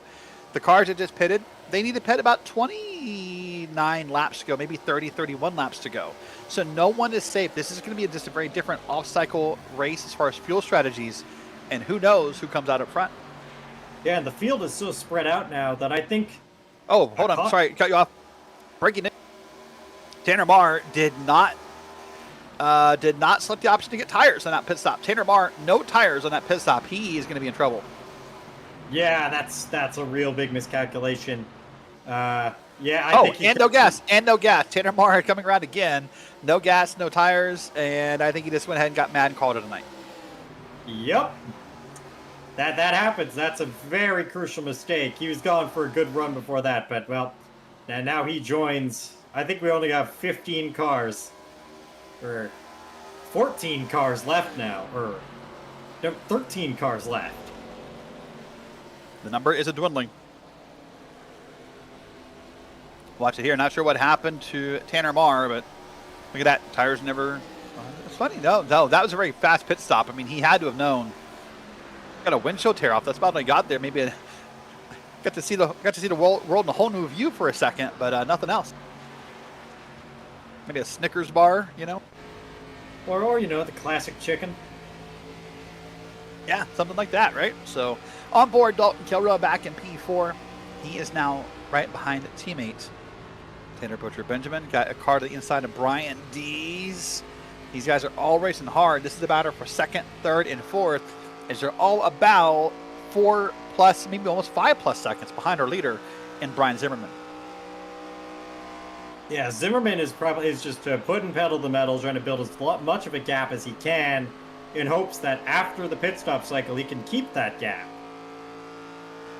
By the way, not sure I want to use the word down or lower here, but track temp down, quote unquote, to 128 degrees Fahrenheit. So it is coming back down. It's already now 3:45 p.m. virtual sim time. Sunday, June 29th. So the track temp is starting to come down. Now, in the terms of track temp, pardon me, Daniel, what does that mean for these drivers when the track temps come down? Well, it's going to be easier. Well, on this track, pretty much absolutely nothing, because it's such a tire eater. So it might get a bit looser, but you're not going to be able to save tires. It's still 1 degree above qualifying, so... It's going to... Hold on. There's a car down pit road, by the way. Sorry, that's Mark Arthur. He was involved in that last caution, so... Yeah, this might be just multiple sets of repairs or something, because he's been on pit road a couple times. But, sorry, you said the track's going to get looser. Track would get tighter and more grippier lower temps, right? Not really here, with how abrasive this surface is. Because of how abrasive and the bumps and everything, it's not going to change much. Right, but in general, lower temps often leads to tighter, grippier racetracks, is I guess what I was going for. But yeah. But we're not going to get to the... Typically, you never know what Old Atlanta will throw up. And, I mean, it's still above what we qualified at. It's pretty much the same. It is hot. It is a tire shredder. it's going to be hard to control these cars no matter what the track temperature is. Yeah, we'll wait and see what that temperature does in the next 62 laps. That's what's left in this race, and we'll see if the drivers find anything different or does a new experience what they had before. That's TBB up front. That's Dalton Kilrow in the middle of your screen. That's the 17 of Brian Dees, third in line. Now, what I like about this right here for the moment at least, and I'm sure they're going to prove me wrong anytime now, Daniel, is they're in line, right? So if they stayed in line, I'm not suggesting the draft is quote-unquote strong here, but if three of you stay in line, they've already closed the gap on Brian Zimmerman a little bit. They're down about 4 3/4 seconds, now back up to 5. If they stay in line together, they might be able to work together and catch the leader at least a little bit. As Brian Deeves immediately proves you wrong with that massive send into turn 3.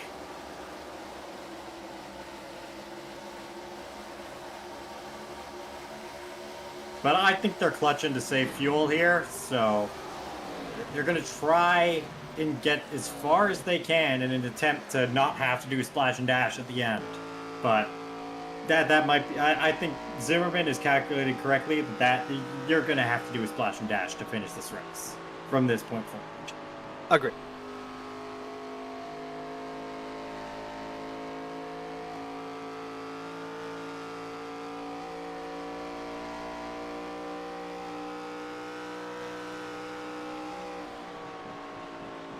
Here's Kilrow now. Kind of riding cool, calm, and collected back in P4, riding the bottom of that track a little bit. Maybe just trying to find some air where his teammates and his opponents are not. Trying to see if he can get this car a little bit more under control. You see there Trevor Harmon's on pit road. That is not on a cycle, but it's the last one. Here comes Chris Carroll down pit road. That is under speed. 55 is the pit road speed here. So looked aggressive from the way we was cut over there, but I think it's going to be okay. By the way, that's Brian Zimmerman and the car behind him. By the way, that is our leader. He has come down pit road, and for the moment, he will surrender the lead to Brian Dees. Yep, and they're going to have to make another stop. It's Wait a minute, I'm confused because Zimmerman was one of the drivers who'd pitted on 103, and he's pitting again on 138. So I guess he's not going to run it dry. He's going to try and run it into thirds. I find that interesting. It's tires. It's got to be the tires that he's doing that for. Because it's getting... I get that. But you run that risk, man. You run that risk of the what-if monster coming to bite you in the rear end, right? You run that risk of if a caution comes out or if this or if that. It's hard to convince a race car driver to put themselves in that kind of risk. So he must really think the tires are worth it. We'll watch him come on through. We're now watching Chris Carroll, by the way. Chris Carroll still a lap down, has never quite gotten that lap back. Trying to blaze his way through the field. That's now past Taylor Butcher Benjamin. So I believe with that pass, when we cross timing and scoring again, I believe Chris Carroll would finally... Somebody scored one lap down. We'll see what happens when he crosses the line here. There's Zimmerman on behind TBB. That's, of course, a lap down. That's not for the lead. But, man, look how they're passing Butcher Benjamin with those new tires. It just looks so effortless. Yeah, and it is. That's the giant advantage that new tires gives you here because of how abrasive this surface was until they repaved it a couple of years ago and turned it into a super speedway.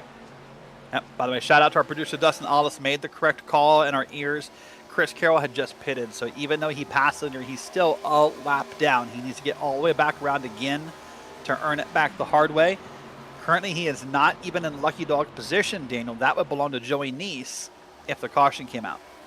Although Joey Neese has not pitted yet, so... Fair. And with how spread out the field is, I'm not too sure we're going to get a caution here. Because look at that difference right there. 1.4 seconds a lap for Brian Zimmerman. That's the difference of tires new versus old. So, yes, he's 26 seconds back, but at 1.4 a second, that gap will quickly deteriorate, at least at first, until the tires level off here. And, of course, remember, TBB needs to pit again. He last pitted on a 103. So even if he does what we believe to be about 40 laps on gas, he's only a few laps away from pitting, and then this will all kind of shake itself out. So left to pit here from, according to my timing of scoring, TBB, Brian Dees, Dalton Kilrow, Rick Thompson, Hunter Lagoon. The top 5 will need to pick Cody Gibson down pit road this time, and then that would complete the pit cycle, at least for the top 10. Yep, and it's almost 1.4 seconds a lap. That's the difference that new tires gives you. Brian D's coming up pit road.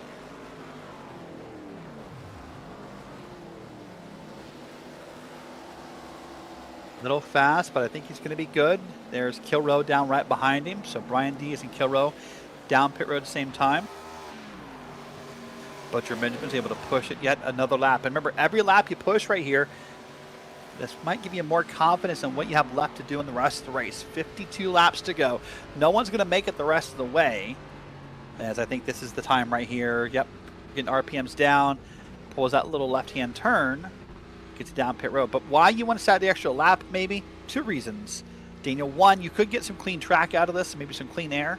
2, it's 1 less lap of fuel you may need at the end of this race.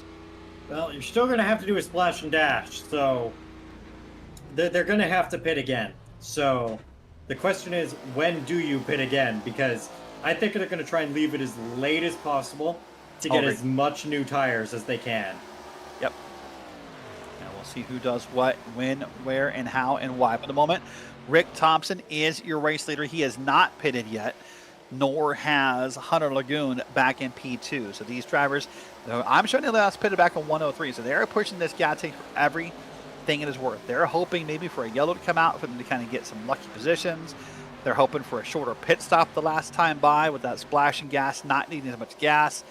They're hoping for anything that turns in their favor. Well, here's John Perkins in the 33. When all is said and done, I believe he cycles back into P2 with the way they're running currently. We'll wait and see if or when that happens. But we're now down to 50 laps to go. We're basically 75% of the way through this race at Atlanta.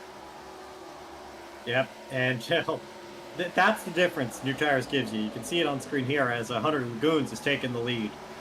But these two are going to have to pit basically this time by. Yeah, you would think any moment now it'll happen. I've not heard the call-outs on the radio yet, but you have to imagine it's coming this time by. There it is. Hunter Lagoon says pitting. In fact, he's already kind of slow in on the bottom here in the back straight. By the way, other difference in Atlanta, if we were at New Atlanta, Daniel, he would have had to have committed to pit road back there in turn 3. Yep, because, well, the banking's so high into the turns now. So, and hey, we'll be going to New Atlanta in just a couple weeks' time. Yeah, about a month from now, yeah, you'll see the difference. But maybe do some side-by-side comparisons if you want to pull the 2 videos up side-by-side and watch the laps here. But, well, that completes the cycle. Brian Zimmerman takes the lead back. John Perkins back to P2. I think that's going to put Brian D's, TBB, and Cody Gibson back in the top 5. And Zimmerman now, once again, has his gap. It's only 2 seconds for the moment. We'll see what he can do with it. Yeah, but it's 13 seconds back to Brian D's. Yeah, that's the crazy part, isn't it? Yep, but that is the extent of the tires. But Zimmerman's going to have to pit 2 more times. But with such of the advantage new tires gives you, I don't think it's going to affect him that much. Sorry, you mean Zimmerman pits 1 more time? Right, 1 more time. Okay. It's like, man, and listen, I'm a commentator. We're not, math is, we're up here in the booth and not mathematicians for a reason. So I was like, let me double check myself. But you see on the bottom of your screen, there's a little bit of a tire grid, if you will, that shows you when everyone has pitted. Remember that small little gap right there between 95 and 102? That's a double caution back to back. Some drivers went ahead and got in there and pitted. This does not mean they took tires every time. This is when they pitted. So what they did in those pit stops, not indicative of the number of stops. So they could have taken gas, tires, a combination thereof, or, well, hey, in Tanner Marr's case, neither. And Tanner Marr has parked it for the night, I think he had. Yeah. Mark Arthur. This is a battle on screen right here. This is TBB.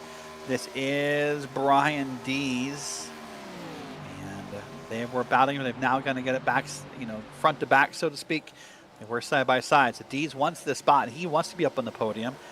And now, about a 0.2 of a second gap right there on your screen. Shout out to Mark Arthur for doing the spirit of the race. He was involved in that big accident, had to do so many repairs. He's still out there. He's going to get a top 15 because Tanner Marr has parked it for the night.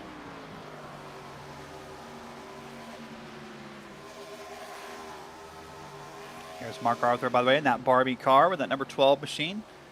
Mark's been running that Barbie scheme for a few number of weeks now. First time we saw Mark on the channel was running a Mario Kart scheme, I think, for the first week, and then moved over to Barbie and hasn't worked off of that since. There's that 12 car going on around. Let me move back to the field here. We'll find Rick Thompson. And then you'll find the 27, a Hunter Lagoon. These two cars on track. These are P9, P10. And we're hearing these two guys may be saving fuel hard. Let's do this if we can. Let's ride on board with Hunter Lagoon for a second. Let's crank up the sound. We're going to be quiet, and let's listen to fuel saving.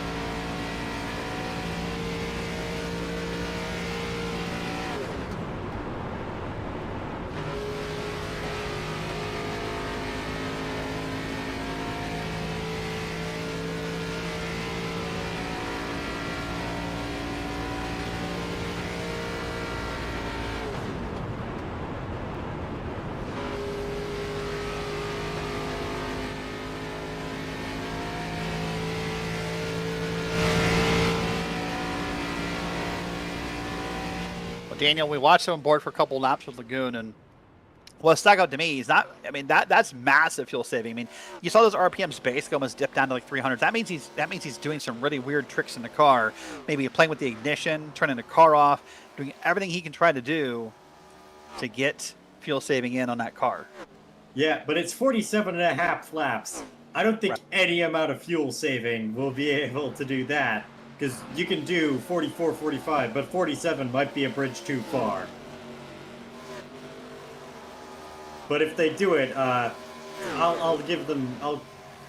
That deserves standing ovation because they might not have to do another stop. Well, everyone else has to stop, but yeah, I don't think that's happening. They're probably going to come in on the final lap. What I like about it, and I agree with you, I think it's gonna be a very tough task, if not an impossible task, but. What I like about it, in a way, and what I think a lot of people get wrong about fuel saving, Daniel, is they're doing it now, right? A lot of times you hear a driver, especially in sim racing, say, hey, I need to save gas, and they realize it with like 10 laps to go. At that point, it's cooked. You're done. There's no fuel saving. Like, you're a little late to the conversation, a little late to the party, so to speak. If you're going to try to save gas, you have to do it right here. You have to do it from the beginning of a run. Otherwise, it doesn't mean anything. Yeah, and that's something you learn pretty much as soon as you get into races with pit stops is when and where to fuel save. And again, this may not be an endurance race like we're going to see on Saturday, but in endurance racing, fuel saving is incredibly important because if you save a stop, that is so much time gained. And well, it's a little less here. It's still a significant amount of time you can gain from saving fuel.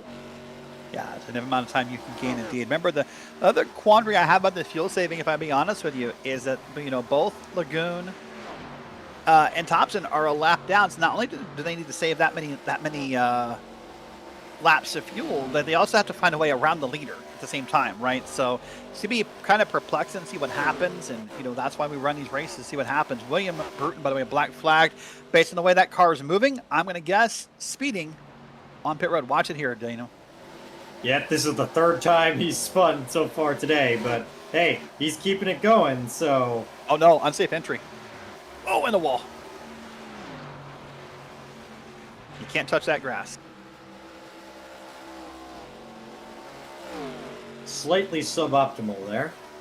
Yeah, you could say so, right? Well, let's take a look at what's upcoming this week on Green Flag TV. A bit of a lighter schedule this week due to the holidays in the States. Tomorrow night, the High Tide Racing League goes to Homestead, Miami Speedway. Wednesday, it's a busy day. You'll have IndyCar racing in the afternoon. You'll have the Premier Sim Racing Sim Gaming Expo Truck Series with the Great Pride Ride at Daytona on Wednesday night. Thursday, we're off. Friday, we're off. Then we come back for the FTR Trophy AI Racing on Saturday. It's a multi-hour endurance race at Silverstone. And then Saturday nights, SRA NAS Classic Racing at the Glen. So it's a full week of racing here. A couple days off for the holiday. Hope you have a safe and happy 4th of July if you celebrate here in the States. I guess a safe and happy Canada Day if you're up in Canada. Or, hey, just a great Thursday and Friday if you're not in one of those countries. Yeah. I mean, it's going to be real. Like, some of the races this week are going to be pretty interesting. I mean, I am excited for IndyCar Imola because it's Imola. It's going to be chaos, albeit hopefully not as much chaos as Gateway was last time. So, yeah, I think you'll be on the call with that with Nolan Rimple on Wednesday afternoon. Myself will be on the call. Dustin Ollis will be pushing the buttons again Wednesday night. A multi-broadcast team Saturday morning, so we'll see what happens. But back on track, this is John Perkins. Now he's kind of fallen back a little bit. Has he started to fall back into the fuel saving strategy game? well, with how much of an advantage, like, just pit for tires, because you can get to the end from this point, and tires are such an advantage that even if you go down a lap, it might not be that much, because everyone else is going to pit, and a pit stop here is longer than a lap. So I agree with that. Well, should remind you with 33 laps to go, the pit window is open. So anyone who wants to pit here, as John Perkins is going to do, this will be likely our last green flag pit stops of the night. The new fastest lap just set by Mark Arthur, by the way, a 35.61. We're going to watch John Perkins down pit road, a slow, grueling, tedious, monotonous 55 miles an hour compared to race speed. yeah, and that's what hurts, is all the slow trundling down pit road. It's real hard to stay like that. And, well, there's only a little bit to go, so he can get to the end from here, but the question is, will the caution come back out? And do you have that final set of tires? Well, in the case of Perkins, it's more about if the caution comes out, can you find your way maybe back on the lead lap now, right? How do you avoid going a lap down? I think is more the bigger question, right? Because if the caution comes out and you got stuck a lap down, the new tires don't mean as much as they would in that scenario. Yeah, Brian Zimmerman here, you're later, but yeah, that's the fear, right? Of pitting early is cautions. Yeah, but with how spread out the field is, it'll be. And here we have two cars, both with numerous laps down. But hey, they're 15th and 16th, so they're getting some pretty good finishes, despite being 28 and 37 laps down, respectively. Yeah, a number of laps down for a couple of these cars. That's Mark Arthur, Dustin Ping. Mark Arthur, by the way, just put the new tires in the car and went ahead and got the fastest lap. Tanner Butcher Benjamin, he pits out of the podium position. He's coming down for the final time, 29 laps to go. I'm surprised, Daniel. I thought more people would be willing to run the cars dry and get a splash and go, but I think they're coming in early so they can put tires on it. Yeah, that is what I would do, is the tires, because of how massive tires are an advantage here. So get that final set on, run massive hot laps and in as clean air as you can get, so you can try and jump people with an undercut. Yeah, we'll see. So the question, it will be, how powerful are the tires if anyone tries that strategy? It's another car, and that's now Cody Gibson down pit road. He's going to pit from P4 in that number 7 car, the Cheetos car. We'll see what he does here. But the question now will be if anyone tries it. Maybe if Zimmerman tries it, if Dees wants to try it and run it dry for the purpose of the pro. Never mind, he's not going to try it. Here comes Zimmerman. So maybe no one's going to run it dry. Well, other than it is a good strategy, this, and I think trying to set this race into a certain number of laps and use those tires at their peak efficiency is what needs to be done. These cars are very hard to handle when those tires wear, so you don't want to be in a situation in the final lap with the guy bearing down on you with much fresher tires.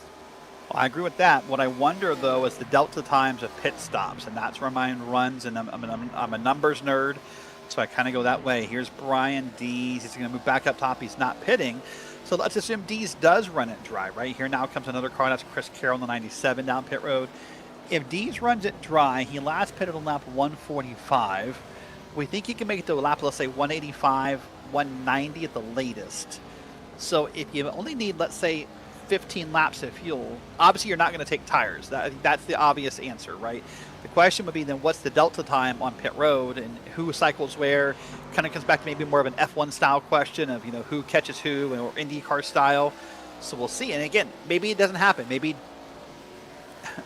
Dees doesn't come out. By smirk, is Dees just asked race control, hey, any chance it's going to rain soon? I think the answer to that's no, Brian. No, it's not going to rain. Yeah, I don't think that's in iRacing. I think that was just a funny quip. Yeah, no, that's only a funny quip. It just shows he's hoping for something here. He'd love for the race to end so that he could be declared the victor. Yeah, I don't think anyone can make it to the end, and there he comes down pit road.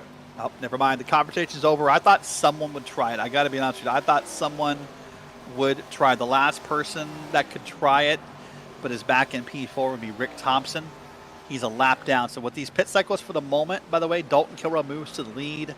Well, he's not going to be a lap down for much longer. He's now on the lead lap. That's true. Yep. Dalton Kilrow, your leader. Other cars going on around. So Kilrow, by the way, last pitted on lap 145. He could try and stretch this run. Let's see. And listen, Kilrow is someone we watch race all the time. You hinted at earlier. Kilrow loves to be different. He loves to be the agitator, the different, the whatever, the stir that spoons the pot, or no, the spoon that stirs the pot. That's what I'm trying to say. I don't know what I'm saying there. So we'll see. Again, he might pit soon, but Dalton loves to be different. Yeah, and he actually races 4 days a week on this channel, but in a completely different car on Friday. So, not anymore. His Bolt tenure was a temporary venture that has ended. Oh, okay. Yeah, no, he did race a few weeks in the Bolt Racing League on Friday nights that Nolan Rimple and I have covered at different times. But yeah, that venture he says is over. They just raced, by the way, last Friday night at the Chicago Street Course in the next gen cars, in a very wild race. That's worth going back and watching the video for Nolan Rimple on the call for that. But that was a very interesting race. Here is your pit windows of what's happened. Dalton Kilrow, your leader, the one up top. He last pitted back on 164. Here's where we are on lap 175, so you can kind of see how that's going to play out. I mean, again, here's what you alluded to. Look at Perkins go on by. Look at Cody Gibson go on by. I mean, look how much faster they are. It's like watching someone, I don't know, like open a Christmas present you always wanted as a kid. That's just how it's got to feel to watch someone go by on new tires, right? Yeah, or you could be, how I put it is, you're a semi-truck driver. Traffic's allowed to go faster than you. They just blow right on by. So, yep. That's a good way of looking at it too. Yep, just different speeds and what can happen. So if you're Dalton Kilrow, every time someone goes by you, it's got to seem more and more appealing. Here comes Joey Neeson, the 58 up top. But every time someone goes by you, it's got to be a little harder to convince yourself that you're doing the right thing. Yeah, and especially now that gap is coming down, and it's longer than the pit delta, so I think Kilrow's got to be coming in this time. That is a massive drop-off. Well, right now, 21 seconds is the gap back to Brian Zimmerman. It's a couple more seconds back to TBB, and about another 2 or 3 seconds back to Rick Thompson. So for right now, if you're Dalton Kilrow, you're hoping, you're praying, you're anything, is you're losing about 1.2 seconds a lap on the drivers behind you. That's the gap you're facing and the gap you're losing. And I guess maybe if you're Kilrow now, you're hoping for one of two things. It seems like that pit delta thing, that may not work out. You're probably going to lose the lead on the pit delta even for a splash and go. Maybe you're hoping for a late caution where everyone pits with you, right? So wait and see. Rick Thompson, by the way, speeding up pit road. Black flag for him. That'll be a hefty penalty since it's under green flag. Did he spin? He might have spun into pit lane. I didn't see him. Well, let's see this. Let's see what's going to happen. Going to get a little high. Going to come on down in. Yep. Ooh, buddy. Yep. You can tell he's too fat. Almost anytime you see someone get a little loose or stab the brakes in pit road, they're probably speeding. Yep. But Kilrow looks like he's doing the run it dry strat, but I don't think it's going to work. Well, you're right. I'll come back and say I thought maybe this would work, and from the level of pit deltas. But you're right. I mean, that gap is closing little by little. It's hard to believe the pit delta would work out, but what could work out listen, you get down to where you need to pit closer and closer, and a caution comes out. There's no reason Zimmerman, Butcher Benjamin, Gibson, and Dees, anyone left with fresh tires, doesn't come in and pit with you, or a caution jumbles the field together. Maybe you have a set of tires left. So, you know, at this point, I mean, Kilroe's committed, right? Is all he can do is stick to the strategy now, no matter whether he pits now or when the tank is dry in about 10 laps from now. He's still committed to the play. Yep, and well, you gotta hope it works out. Rick Thompson, his fuel save strategy looks like it wasn't working out. So No, I think Brian Zimmerman is in the catbird seat, although TBB is catching. So it's still anyone's race.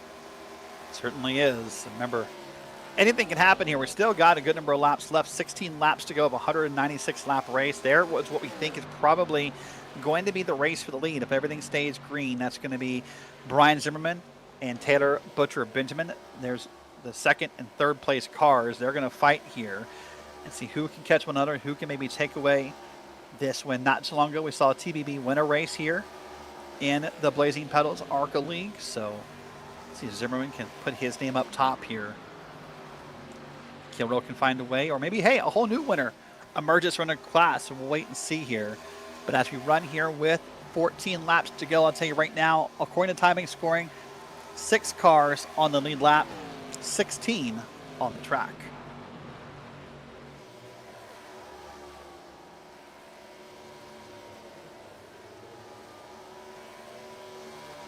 Now here's Cody Gibson and Brian Dees. They're currently fighting 4th and 5th. They are a good bit of the way back behind.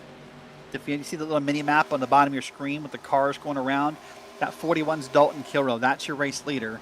So you can kind of compare everyone else to where they are behind Kilroe.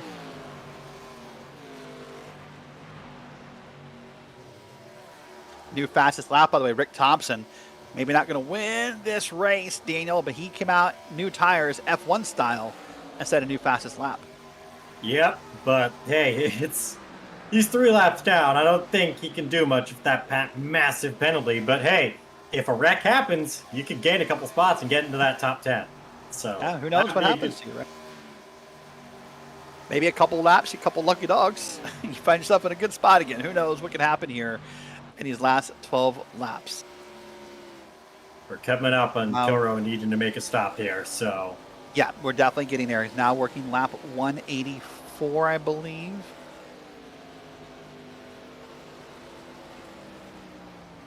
Pitting this time.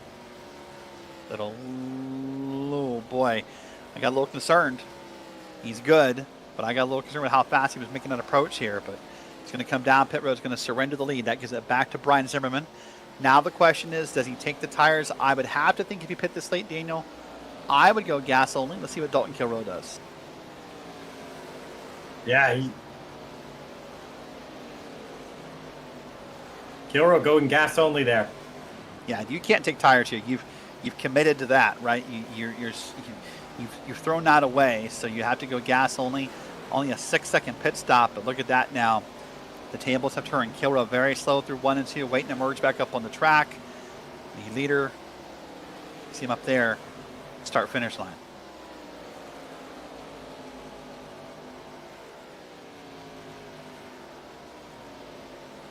Well, props to Dalton Kilroe. You tried something different. You tried to make it work, and I admire your commitment to a plan. Unfortunately, maybe not the day it's going to work out for you. Now here's Brian Zimmerman being run down by a faster Mark Arthur. Arthur wants one of those many laps back, and he's going to get it. That now will put Mark Arthur 27 laps down in the race. That's like Chris Paul hitting a huge 3 to bring the lead down to 42. Yeah, something like that, right? I mean, hey, but it feels good, right? Same as Chris Paul would celebrate hitting a 3. Mark Arthur, hey, I passed the leader tonight, you know. Yeah. But hey, props to Mark Arthur for staying out there and finishing the race. Like, that car was basically junk, so hey, 5 minutes of repairs, you're back going. You're getting 15th place points. That's still a pretty good points haul. Yeah, and basically halfway through the field, right? We had roughly 26 cars in the field. You're going to finish 15th. That means you basically beat half the field. So that's why you stick it out sometimes. I mean, for Arthur right now, quickly approaching the point where he's not going to pass any more cars. I think we're already past that point, in fact, with Massingill 14 laps down. But on screen, look at that number in the bottom center of your screen, 4 seconds. That's what it is from Zimmerman to Butcher Benjamin. Now, Butcher Benjamin each time by a little slower than Brian Zimmerman. So right now, Zimmerman's lead feels pretty safe. Mark Arthur, by the way, said, hey, I want that fastest lap. He took it back, a 34.85. So he once again holds that record. Yep, and I think it's turning into a hot lap session for those guys. They're just going to be going out for old. Well, we'll tell you what, it may be a hot lap session, but one more time tonight, let's take a look at it if we can. Track temp.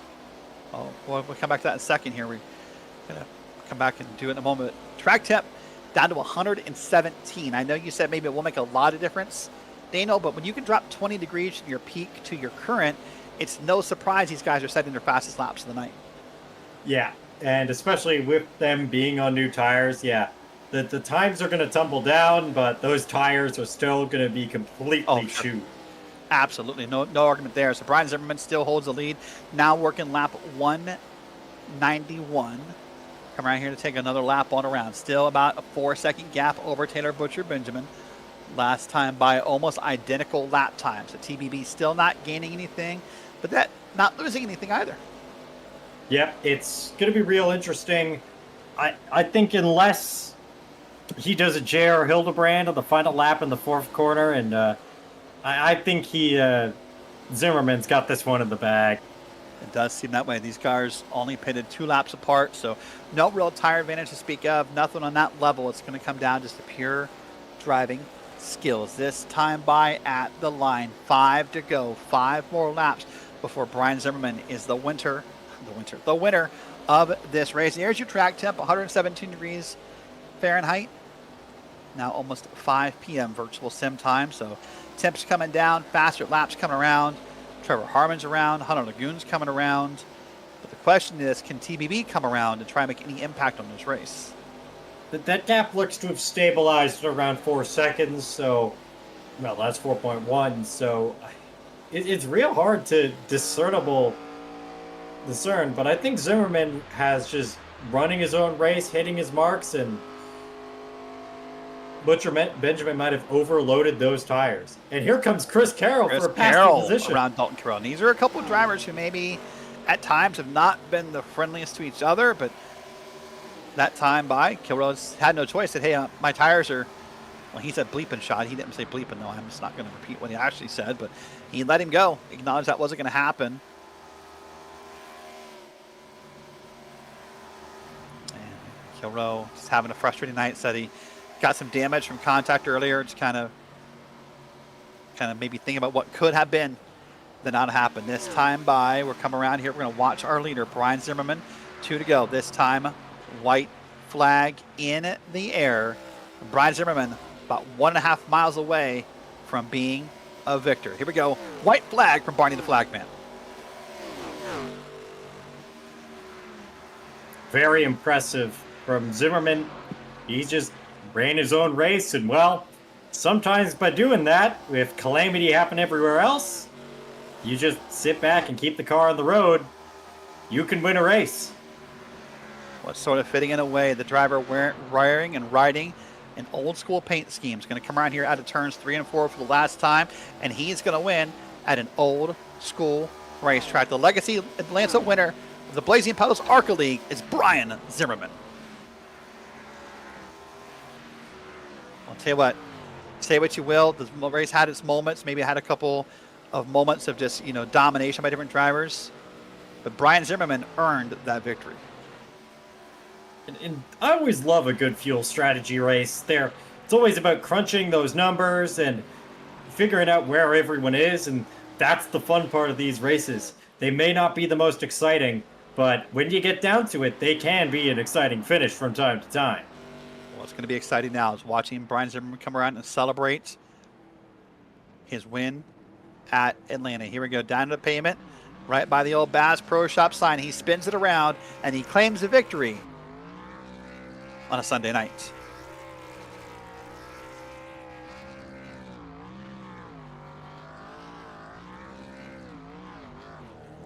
But that, talk about old school, that's an old school burnout. That's plenty of smoke there, Daniel. That's a great burnout by Brian Zimmerman. Well, let's go and take a look at tonight's unofficial results and see where everyone finished here. So we have a good number of cars, 7 of them on the lead lap. Brian Zimmerman, Taylor Butcher Benjamin, your first 2. Brian Dees and Cody Gibson, your top 4, with John Perkins in your top 5. Chris Carroll and Dalton Kilroy, the last 2 cars on the lead lap. And then 1 lap down, Joey Neese, Trevor Harmon, and Hunter Lagoon, Daniel. Rick Thompson finishes 11th after a tough race. William Bruton 4 laps down in 12th. Fred Thompson 13th, 5 laps down. Mike Massengill 14th, 14 laps down. But hats off to Mark Arthur and Dustin Ping in 15th and 16th, 28 and 38 laps respectively. And Tanner Marr, Larry Bell, Jason Powell, Brad Lawson, and everyone below that did not finish. Yeah, that's back through P20. Let's go back to P21. These are, again, as Daniel said, cars that did not finish. Matthew Kleinschmidt, Ty Marasco, Jess Hadley, Austin Derbyshire, and Nicholas Moody round out a 25-car. Yeah, that's a look top to bottom in tonight's Blazing Pedals ARCA Series unofficial result. Well, from here on out, I think it's in a moment, we're going to go ahead and get a word with our drivers, and we are going to see who we can get and how excited they are. But I believe we're going to start with, if we can find it, Brian Zimmerman. Let's go and pull him up into the broadcast booth and so let him have a moment to celebrate, because Brian Zimmerman gets to call himself a winner once again, in the Blazing Pedals ARCA Series. Brian, that was a great fuel strategy race. Yeah, that was a lot of fun tonight. Fuel strategy, having to know when to pit, when not to pit. For me, it was just after that caution with about 90 to go, we pit in, and I knew that, or I think it was 100 laps to go. I knew that I had to just get as much as I could, as fast as I could, just gap the field as much as I could. So I had one more pit stop. We got some clean air there, and once we got in clean air, car really felt good. We found that high line. The high line really worked for me tonight. Yeah, a lot of fun, man. It's fun. Nice to win one in BPL at a real track. Got a win at Talladega last year. That was you have to have help to win those type races. So it was nice to come out here tonight and actually have some decent speed and pull that one off. So a lot of fun. Was this race what you thought it was going to be? Was it different because of the temps?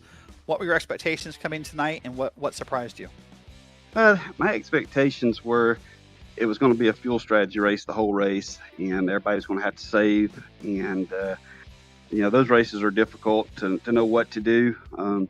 So coming into the race, I was worried it was going to just come into a fuel strategy, but luckily we was able to not have to worry about fuel so much there and just go out and run and get as much as you could, and that paid off tonight. Some nights fuel strategy, trying to miss a pit stop. I know Hunter, he tried that strategy, ended up 10th. He had same pit time I did, so I knew that he tried the pit just go with the fuel without taking any fuel, cutting out a pit stop, and it didn't really work out like it should have for him, so he finished 10th. So I'm happy with my strategy. It worked out tonight. Not every night it'll do that, though. Fair enough. Well, listen, Brian, it was a great pleasure watching you race tonight.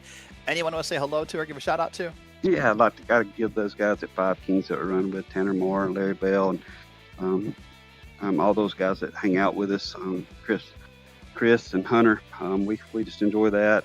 I'm hanging out with them guys, and we always love the broadcast, man. Y'all guys at Green Flag, y'all do a great job since y'all come on board. We really appreciate all you do for the league. It's always fun to go back and watch it, but thank to Mark Arthur and all those guys that put on the league for us, and you guys in the booth. Shout out to my brother-in-law, Andrew. He's always back watching. My sister, Samantha, and of course my wife, Amanda. She's always supportive of us, so we thank that. But just thank y'all for all y'all do for us, man. We really enjoy it. Oh, thank you so much, Brian. Congrats on the win, and we'll see you in 2 weeks at Chicagoland. Yuck. Yeah, road courses. You will not be interviewing me in 2 weeks, but I'll definitely watch the broadcast and see what a good job y'all do. But I'll be there, but mid the back of the pack for me there. Y'all have a good 2 weeks. Thanks, Brian. Well, that is Brian Zimmerman, winner of tonight's race, and now I believe that Daniel has caught up with our second place finisher in Taylor Butcher Benjamin. Taylor, what's your budget? Second place. Were you expecting a good, like it was a very different fuel strategy race? Were you expecting to be up there the whole race, or what were your expectations for this race? Well, I mean, I always like this racetrack. I mean, a million times better than the other one. That's kind of a given. But I mean, once I got accustomed to the setup, it feels a lot. Felt like something that suits my style more than typical like burn the right front off type of thing. But yeah, I enjoyed myself tonight. I didn't quite expect. I expected a little pack racing, but not quite to that extreme, especially the first run. So I mean, I had fun tonight. Only real hiccup occurred when I was racing Tanner there for the lead and got a little tight, and we kind of hung together, and that kind of stacked everybody up and caused a big mess. So that kind of stinks. But otherwise, I mean, felt pretty good tonight. Good stage points. Thought I had a chance maybe at Zimmy by pitting with about 30 to go or whenever it was, but I came out like 4 seconds behind him, got about chopped the deficit in half, but I think I just pushed too hard trying to catch him, and it is what it is. I mean, he did a great job tonight. Zimmy did, so congrats to him. It is what it is. Trying to think of, it was just a very good race from you. How were you fighting the car? Was it tiring? Because it sure looked like that up here with how the car was dancing all over the place and all those bumps. That was more tiring when you were like I was talking about a minute ago, just in the pack and just someone nonstop like getting on your left rear and getting you loose. I mean, that happened a lot tonight, losing a bunch of side force. Well, like once things got strung out and it was just kind of back to regular old Atlanta with, say, a different car. Like it wasn't quite as tiring, but for a while, I had to work hard. Yeah, and well, anyone you want to shout out tonight or anything? Because that was pretty good performance from you. I'm really impressed here. Well, appreciate it. I mean, of course, shout out MFRD. We all qualified half dozen, and we all ran pretty well. I mean, poor Ty, he keeps getting taken out every week almost, and even though he's got speed, but we're all up there. And of course, thanks to Mark and all the admins to put on the league for us, and you guys for broadcasting it for us, and the fans for watching. Well, thank you, and well, see what Derrick has for us now. All right, Taylor. Well, congrats on the P-Run. We'll see you in 2 weeks at Chicagoland. But now let's go ahead and catch up with the driver who finished in P3. That's Brian Dees. Brian, you've been a really good run. We talked to you, not too long ago in Winner's Circle. Now you're up here in P3 at Atlanta. That race looked like a lot of fun from up here. Was it as much fun down there? Guess it depends on your definition of fun. Well, it looked like a race car you maybe had to fight all night. Some bumps, some beats, some loose race cars, some tight moments. Just a lot of. Was never a boring moment, it felt like. Yeah, definitely had to wrestle it a little bit more than you usually have to with this car. It was actually really loose. That was a surprise. Usually this car with the iRacing setups is really tight, so definitely surprised to be a little bit loose. So yeah, I was just fighting the car and trying to find a line.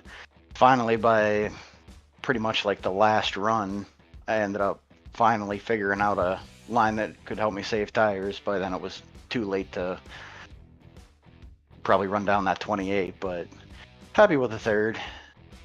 Nice. Well, next up on the schedule next up on the holiday schedule after the holiday break, we come into Chicagoland, Kansas, Charlotte, and then New Atlanta. If I ask you to circle one of those dates on your calendar as the most likely time to see you back at Winner's Circle, which of those four comes to mind? I don't know in this car. I always seem, no matter what the car, I seem to do really well at Charlotte, so I'd probably circle that one down. Fair enough. Well, listen, it was a pleasure watching your race. Congrats on the podium run, and enjoy the 4th of July. Appreciate it. You guys do the same. Thank you. That is Brian Dees finishing P3 on the night. We want to thank you so much for hanging out here. And in 2 weeks, we'll be back live on Green Flag TV. Myself and Justin Prince at Chicagoland Speedway, 7:30 p.m. Eastern time here with us. Well, once again, congrats to Brian Zimmerman, your winner tonight at this beautiful racetrack. Want to thank you so much for hanging out. Stay tuned right now for post-race coverage. We're going to head you over to the For the Boys Racing League, the car of tomorrow at Daytona. Well, if you missed this race or any race from the Blazing Pedals ARCA Series League, you can catch those races here on the Green Flag TV YouTube channel. For myself, Derrick Watson, for Daniel Bouchard and Dustin Ollis pushing the buttons, want to say thank you for watching. Have a great 4th of July, and we'll see you next time.